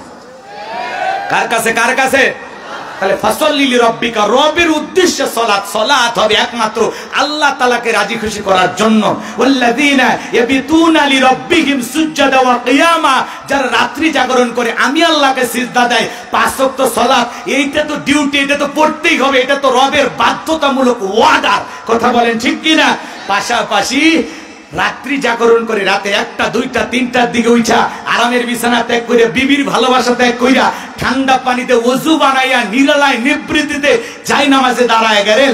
এই নামাজ দুনিয়ার কাউকে দেখানোর জন্য নয়, এই নামাজ হলো আমার আপনার মালিক রবকে খুশি করার জন্য, কথা বলেন ঠিক কি না? এই গভীর রাত্রে আল্লাহকে সিজদা দেওয়ার মাধ্যমে যারা প্রেম জমাইতে পারছে, মালিককে সিজদা দেওয়ার মাধ্যমে আল্লাহর খাঁটি গোলাম হতে পেরেছে, এদের জীবনের সফলতা। আল্লাহকে ডেকে কেউ ব্যর্থ হয় না, কথা বলেন ঠিক কি না? ডাকতে হবে মালিককে, জাগ্রত হবে, রাত্রি জাগরণ করতে হবে মালিকের জন্য। ওয়াল্লাযীনা ইয়াবিতুনা লিরাব্বিহিম সুজদাা ওয়া কিয়ামা, যারা রাত্রি জাগরণ করে আমি আল্লাহকে সিজদা দেয়, আমি আল্লাহর জন্য দ্বন্দ্বায়মান থাকে, তাহলে রাতের 1টা 2টা 3টার দিকে উঠা যারা তাহাজ্জুদের জায়নামাজে দাঁড়ায় গেল, এদেরকে জিজ্ঞাসা করেন এদের জীবনে কোনো পেরেশানি নাই, এদের জীবনে কোনো হতাশা নাই, কারণ মালিকের সাথে এমন প্রেম, মালিকের সাথে সম্পর্কটা এমন গভীর হয়েছে, মালিকের কাছে চাইতে দেরি, মালিক দিতে দেরি করবে না। আমার আল্লাহ তো এমন আল্লাহ, আপনি গুনাহ করেছেন 50 বছর, আপনি গুনাহ করেছেন 7 বছর, আসেন মালিকের কাছে সিজদায় মাথা নত করেন, তওবা করেন, আপনার 7 বছরের গুনাহ আপনার একটা সিজদার মাধ্যমে, আপনার একটা তওবার কারণে আল্লাহ আপনাকে মাফ করে দেবে। আসেন আল্লাহকে ডাকেন, ডাকেন, আপনার 50-60 বছরের গুনাহ মালিক মাফ করে দিবে, মালিক মাফ করে দিবে। আপনি 90 বছরের বৃদ্ধ মানুষ, আল্লাহকে ডাকার সুযোগ হয় নাই, এই বৃদ্ধ বয়সে মৃত্যু আসার আগে তওবা করেন, বলা যায় না আপনার এই চোখের পানি, আপনার এই তওবা মালিক যদি কবুল করে, মালিক যদি কবুল করে, আপনার 70 বছর 80 বছরের গুনাহ মালিক মাফ করে দিতে পারে। মালিক যদি মাফ করে দেয়, কাউকে কৈফিয়ত দেয়া লাগবে না। কথা বলেন না কেন? আমার আল্লাহ বলবে, বান্দা গোপনে গুনাহ করেছিস, কেউ জানে নাই, নিরালায় গুনাহ করেছিস, কেউ জানে নাই, তোর গুনার খবর আমি গোপন করে রেখেছি, আয় আমার কাছে মাফ চা। গোপন গুনাহ গোপন রেখে আমি আল্লাহ মাফ করে দিব, আমি মাইকিং করব না, আমি পৃথিবীবাসীকে জানাবো না, আমি আল্লাহ তোকে মাফ করে দিব। সম্পর্ক হবে রবের আর গোলামের, আয় আয় আমার কাছে গোলামি কর। কথা বলেন ঠিক কিনা? গোলামি করব কার? আমরা রবের গোলাম হয়ে মরতে চাই। ওই কবরে যাওয়ার আগে নিজেকে পরিবর্তন করতে হবে। বছরের পর বছর মাহফিল আসে, শুনি, বসি, ভাল লাগে, বয়ান বক্তাদের প্রশংসা করি, মাঝখানে কিছু হাদিয়া দেই, আসি কিছু দান করি, এটুকু না। আসুন পরিবর্তন করুন, একটা বক্তার একটা বক্তব্য বাড়ি পর্যন্ত নিয়ে যান, দেখেন আপনার জীবন পরিবর্তন হয়ে যাবে। 50 বছরের মাহফিলের 50টা কথা যদি আমল করতে পারেন, মুমিন হয়ে মারা যাবেন, খাঁটি ইমানদার হয়ে মারা যাবেন। কথা বলেন ঠিক কিনা? কষ্ট বুঝি হয়? কথা বলবো না, ছেড়ে দেব? আসুন নিজেকে পরিবর্তন করুন, মালিকের কাছে তওবা করুন। আপনার গুনাহ যদি সাগরের ফেনার পরিমাণ হয়, মালিকের দয়া তো আরশে আজিম ছড়ায় গেছে। কথা বলেন ঠিক কিনা? আল্লাহর নাম গফুর, আল্লাহ মাফ করে দেবেন। কথা বলেন ঠিক কিনা? আমরা চাইতে পারি না, চাওয়ার মতো চাইলে আল্লাহ বান্দাকে ফেরাবে না। কথা কোন ঠিক কিনা? আসুন বাজান গো আমার, যে কথা বলতে চাচ্ছিলাম, ফাসল্লি লিরাব্বিকা, রবের উদ্দেশ্যে সালাত আদায় করবা, নামাজ পড়বো একমাত্র কার জন্য? তাহলে রাত্রি জাগরণ করে সিজদা দেব কাকে? আরো জোরে। রাগ করতেছেন বুঝি? গভীর মনোযোগ দিয়ে শুনবেন বাজান গো আমার। নামাজ যদি নামাজের মতো পড়তে পারি, আমার আল্লাহ ডেকে বলেন, ফালিয়াবুদু রাব্বা হাযাল বাইত আল্লাযী আত'আমাহুম মিন জু' ওয়া আমানাহুম মিন খাউফ। আমার আল্লাহ ডেকে বলেন, এই ঘরের মালিকের ইবাদত করো। ইবাদত যদি ইবাদতের মতো হয়, যে বান্দা 5 ওয়াক্ত সালাতে মাথা নত করে আমি আল্লাহকে সিজদা দেবে, ওই বান্দার জন্য আমি আল্লাহ পাক 2টা জিনিস দেব। 1 নাম্বার, বান্দারে রিজিকের টেনশন করা লাগবে না। যে বান্দা 5 ওয়াক্ত সালাতে মাথা নত করে আমি আল্লাহকে সিজদা দেবে, আমি রবের কুদরতি কদমে মাথা নত করবে, আমি আল্লাহ তাকে না খাওয়ায় রাখবো না, আমি আল্লাহ রিজিকের ব্যবস্থা করব। বলুন সুবহানাল্লাহ। ওয়া মা মিন দাব্বাতিন ফিল আরদি ইল্লা আলাল্লাহি রিজকুহা। আল্লাহু আকবার বলেন। আমার আল্লাহ ডেকে বলেন, পৃথিবীতে এমন কোন বিচরণশীল প্রাণী নাই যার রিজিকের ব্যবস্থা আমি আল্লাহ আসমান থেকে করি না। ওই আটলান্টিক মহাসমুদ্রের 33,000 ফিট গভীর অতল পানি নিচে থাকা ছোট্ট একটা প্রাণী, তার রিজিকের ব্যবস্থাও আমি আল্লাহ আসমান থেকে করি। বলুন আল্লাহু আকবার। আমার আল্লাহ ডেকে বলে, 1 নাম্বার রিজিকের ব্যবস্থা করব, 2 নাম্বার বান্দারে কোনো ভয় থাকবে না, জানমালের নিরাপত্তা আমি দেব। আপনার আমার ভয় আছে না নাই? আপনি বিকাশের দোকানদার কর্তার মোট থেকে 2 লাখ টাকা নিয়ে বিয়ার আসবেন, মনে মনে ভাবতেছেন, আল্লাহ টাকা নিয়ে বাড়ি পর্যন্ত যাইতে পারবো নাকি টাকা যান 2টা হারাবো? ভয় আছে না নাই? এ যুবক, ভালো করে কথাগুলো শুনে যান। আপনাদের উদ্দেশ্যে বলে যেতে চাই বাজান গো আমার, আপনার মেয়েটা স্কুলে গেল, ভালোভাবে ফিরবে নাকি কারো লালসার শিকারে হবে? ভয় আছে না নাই? মেয়েটা কলেজে গেল, ভালোভাবে ফিরবে নাকি জামাইয়ের সাথে নিয়ে ফিরবে? ভয় আছে না নাই? আজকে পথে ঘাটে গণধর্ষণ, স্বামীকে বেঁধে রেখে স্ত্রীকে ধর্ষণ করে। এখন খবর পাওয়া গেল ওরা নাকি ইয়াবা ব্যবসা করে তলে তলে। কথা কয় না, কথা কয় না কে? আজকে সমাজে সামাজিক নিরাপত্তা নাই, মানুষের জানমালের নিরাপত্তা নাই, পথে ঘাটে খুন, ধর্ষণ, টেন্ডারবাজি, সাদাবাজি কমেছে না বেড়েছে? কিন্তু ভালো করে বোঝেন, গভীর রাত্রে সবাই যদি আল্লাহকে সিজদা দেয়, সবাই যদি আল্লাহর ওলি হয়ে যাইতো, তাহলে সমাজে চুরি দুর্নীতি থাকতো না। কথা বলেন ঠিক কিনা? তাহলে যুবক, রাত্রি জাগরণ করে সিজদা দিব কাকে? আল্লাহর ভালোবাসায় রাত জাগরণ করে কাটাইতে হবে। মানুষ কিছু মুমিন আল্লাহওয়ালারা রাত্রি জাগরণ করে আল্লাহকে পাওয়ার জন্য সিজদা দেয়। যুবকেরাও রাত্রি জাগরণ করে, তবে আল্লাহকে পাওয়ার জন্য নয়। সারা রাত ইমো মেসেঞ্জারে বান্ধবীর সাথে কথা বলতে বলতে জীবন শেষ। আছে না নাই? ফজরের আজান হয় যখন, ওই হাইব্রিড যুবক ঘুমাইতে যায়, তখন ওর মোবাইলে ওর পীড়িতের 12 মাস। আছে না নাই? এই মোবাইলের কারণে যুবকেরা নষ্ট হয়ে যাচ্ছে। কথা বলে ঠিক কিনা? সারা রাত ইমো মেসেঞ্জারে হ্যালো জান খাইছো, কি করো, ঘুমাইছো। আর মায়েরও এত খবর নেয় না। আর বাপের মোবাইল যদি ওর মোবাইলে বেজে ওঠে, রাগ করে, বিরক্ত হয়। আর বান্ধবী যদি একবার মিস কল মারে, ওর মুখে মানে চাঁদের হাসি ফোটে, মানে জানটা ফিরে। এখন বান্ধবী ফোন দিয়ে বলে আরেকটু দেরি হইলে জানটা ফুরুত করে বার হয়ে যাইতো। আছে না নাই? যুবকেরা মোবাইলের কারণে নিজের জীবনটা শেষ করে ফেলে দিল। এরকম যুবক আছে না নাই? তুমি যার লাগিয়া এমবি ভরো, তার তো বাটন ফোন। বলবো যুবক, বলবো একটা তাকবীর দাও, লিল্লাহি তাকবীর। তুমি যার লাগিয়া এমবি ভরো, তার তো বাটন ফোন। কেমন করে বুঝবে রে সে, কেমন করে বুঝবে রে সে, ডিজিটাল তোর মন। তুমি যার লাগিয়া এমবি ভরো, তার তো বাটন ফোন। মেসেজ দিলে সেন্ড করে না, দেয় না তো রিপ্লাই। ভিডিও কলে বলবা কথা, ক্যামেরা তার নাই রে, ক্যামেরা তার নাই। কথা বলে ঠিক কিনা? মেসেজ দিলে সেন্ড করে না, দেয় না তো রিপ্লাই। ভিডিও কলে বলবা কথা, ক্যামেরা তার নাই রে, ক্যামেরা তার নাই। ডিজিটাল এই যুগ জামানায়, ডিজিটাল এই যুগ জামানায়, ইয়ানা লোক তার মন। তুমি যার লাগিয়া এমবি ভরো, তার তো বাটন ফোন। কথা বলে ঠিক কিনা? প্রেম প্রীতি ভালোবাসা বিয়ের আগে নয়, মনের মধ্যে রাখো তুমি পরকালের ভয় রে, আল্লাহ তাআলার ভয়। এই গানের মধ্যে শিক্ষা আছে না নাই? জোরে বলেন আছে না নাই? প্রেম প্রীতি ভালোবাসা বিয়ের আগে নয়, মনের মধ্যে রাখো তুমি আল্লাহ তাআলার ভয় রে, কবরেরই ভয়। তবে তুমি মুক্তি পাবা, তবে তুমি মুক্তি পাবা দোজখের আগুন। তুমি যার লাগিয়া এমবি ভরো, তার তো বাটন ফোন। কথা বলেন ঠিক কিনা? হে যুবক, বিয়ের আগে প্রেম প্রীতি ভালোবাসা করা যাবে?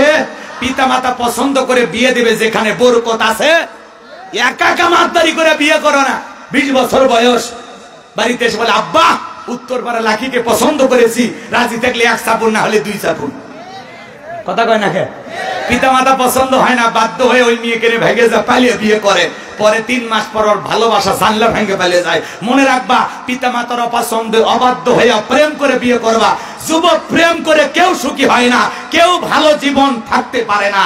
কারণ প্রেমে মঙ্গল নয়, প্রেমে অমঙ্গল। কথা কয় না? এই 14 ফেব্রুয়ারি বিশ্ব বেহায়া দিবস আসতেছে। কত যুবক সেদিন প্রেমিকের কাছে কি গিফট চায়, বদমাইশ কত আছে না নাই? হাজারো মা বোন সেদিন ধর্ষিতা হয়। কথা বলে ঠিক কিনা? এই জন্য ওটা বিশ্ব ভালোবাসা দিবস না, ওটা বিশ্ব বেহায়া দিবস, ওটা অসভ্য দিবস, ওটা কুত্তা দিবস। কথা কন ঠিক কিনা? কার্তিক মাসে যখন কুকুরের প্রেম বাড়ে রাস্তাঘাটে জোড়ায় জোড়ায়, ওরকম বিশ্ব ভালোবাসা দিবস 14 ফেব্রুয়ারিতে দেখবেন পার্কের জোড়ায় জোড়ায়, ফুলের গাছের গোড়ায় গোড়ায় যুবক আর যুবতী একে অপরের সাথে বাকবাকুম করতেছে। আছে না নাই? আবার মহিলার রানের উপরে মাথা রেখে ছেলে 10 টাকার বাদাম দিছে, ওইটা ফাড়াইয়া মেয়েটা আবার ছেলের মুখে মুখে তুলে খাওয়াইতেছে। কি আদর! বিয়ের আগে বলতেছে আদর, বান্দরের মতো আপনাকে বাদাম খাওয়াইতেছে, পরে দেখবে আদর কোন দিক দিয়ে যায়। কথা কন ঠিক কিনা? মনে রাখবা, প্রেম করে বিয়ে করে সুখী জমে না কেউ হয় না। কথা কয় না? পিতা মাতার পছন্দের মেয়েকে বিয়ে করবার শান্তি আছে। একজনের সাথে 3-4 বছর প্রেম করছে, আর আছে কি? সব শেষ বিয়ের আগে, কথা কোন ঠিক কিনা? এজন্য যুবক তোমাদের পরিবর্তন হতে হবে, কথা কয় না? একটা মেয়ে তোমার চেনে না জানে না, পিতা মাতা পছন্দ করে একটু দেখেছো একবার, তুমি না চলবি বউ হিসাবে, বিয়ে করে নিয়ে আসবো, তোমার সাথে অসভ্যতা করতে পারবে না, তোমার সাথে তুই তাকারি করতে পারবে না, খারাপ ব্যবহার করতে পারবে না, কথা বলে ঠিক কিনা? আর বিয়ে করবা প্রেম করিয়া তোর পীড়িতের 12টা বাজা, তোর ভালোবাসা সব আল্লাহ ভেঙে ফেলে যাবে, কথা কোন ঠিক কিনা? যুবকদেরকে আল্লাহ হেদায়েত দান করেন, জোরে বলেন আমিন। তাহলে পিতা মাতার পছন্দের মেয়েকে, পিতা মাতাকে খুশি রাইকা, মুরব্বীদের দোয়া নিয়া কারা কারা জীবন সাজাইবে? হাত তোলেন। যে যুবকেরা পিতা মাতার পছন্দে বিয়ে করবে, 2 হাত তোলো। ওই যে 2 হাত তোলার শক্তি নাই, তুমি যুবক, এই জন্য তো তোমার বিয়ে আটকে আছে। হাত সোজা করো, সোজা করো। পিতা মাতার পছন্দের মেয়েকে বিয়ে করবা। এ ভাতিজা, তুমি বিয়ে করছো? বিয়ে করছো? কি কয় ভাই এত তাড়াতাড়ি? লিল্লাহে তাকবীর, মাশাআল্লাহ, এই ছেলে বিয়ে করছে। হ্যাঁ করছে না? মাশাআল্লাহ। এখন বিয়ে করছো, দাড়িটা রেখে দাও, বউ তো পাইছো, কথা কয় না কেন? রাগ করেছেন আপনারা? ভালো করে বোঝার চেষ্টা করবেন বাজান। তাহলে ফাসল্লি লিরাব্বিকা, রবের উদ্দেশ্যে সালাত। সালাত হবে একমাত্র কার জন্য? আল্লাহ তাআলাকে রাজি খুশি করার জন্য। আল্লাহ রাব্বুল আলামিনের গোলামির মাধ্যমে 5 ওয়াক্ত সালাত আদায় করে কারা কারা আল্লাহর প্রিয় গোলাম হতে চান? 2 হাত তুলে আমার আল্লাহকে শেষবারের মতো দেখান। আল্লাহ সবাইকে 5 ওয়াক্ত নামাজি বানায় দেন, জোরে বলেন আমিন। এক নাম্বার রবের উদ্দেশ্যে সালাত, 2 নম্বরে হলো ওয়ানহার, মানে কুরবানি করা, নিজের আমিত্বকে কুরবানি করা, অহংকারকে কুরবানি করা, নিজের ভিতরে থাকা পশু সুলভ আচরণকে কুরবানি করা। কুরবানি করা মানে খালি গরু ছাগলকে জবাই করা না, আমাদের দেশেও কুরবানি অনেকে করে, দেখেন না? 7 জন ভাগে কেনে, 4 জন দড়ি ধরে টানে, 3 জন পিছন থেকে ঠেলে, যেই গরুর উপরে বয়স্ক ভাতা ওয়াজিব, হার সব দেখা যায়, কুরবানি স্থান পর্যন্ত হেঁটে যাওয়ার শক্তি নাই, কোলত করে নিয়ে যায়। হুজুর বলতেছে, চাচা এত দুর্বল গাভী জবাই করলে হবে না। কয় হুজুর এমনি আজকেই দুর্বল হয়েছে, তাছাড়া সেই লাভালাভি করে, আপনি জবটা করে দেন, এর ভিতরে অনেক গোস্ত আছে, কথা কোন ঠিক কিনা? কয় হুজুর আপনাকেও দেব, ওই ধরনের গোস্ত আপনি টানবেন, এর থেকে সিরাজগঞ্জ রোড যাবি, ছাড়িয়ে দিলে আবার বিয়ে আসবে। কি স্প্রিং করে, কথা কোন ঠিক কিনা?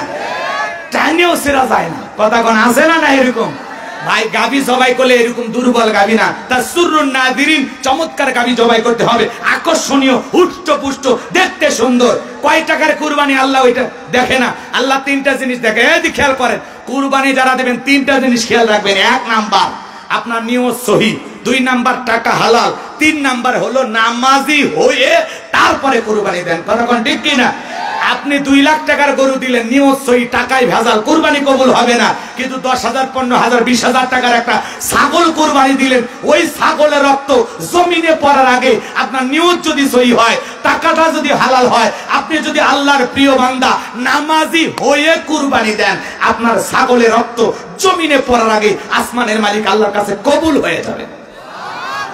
আমরা কুরবানি দেই ছেলে মেয়ের জন্য, জামাই বাড়িতে গোস্ত পাওয়ার জন্য, এইবার কুরবানি সুদের টাকা তুলে হলে দিব। হাইব্রিড শয়তান আছে না নাই? যাই হোক, আল্লাহ তাআলা আমাদের সঠিক বুঝ দান করেন, জোরে বলুন আমিন। তাহলে কুরবানি দেব কার জন্য? ওয়ালাকি ইয়ানালহু তাকওয়া মিনকুম, আল্লাহ বলে বান্দা তোর তাকওয়া দেখি, তোর অন্তরে যা আছে আমি আল্লাহ ওইটা গ্রহণ করি, কথা বলেন ঠিক কি না?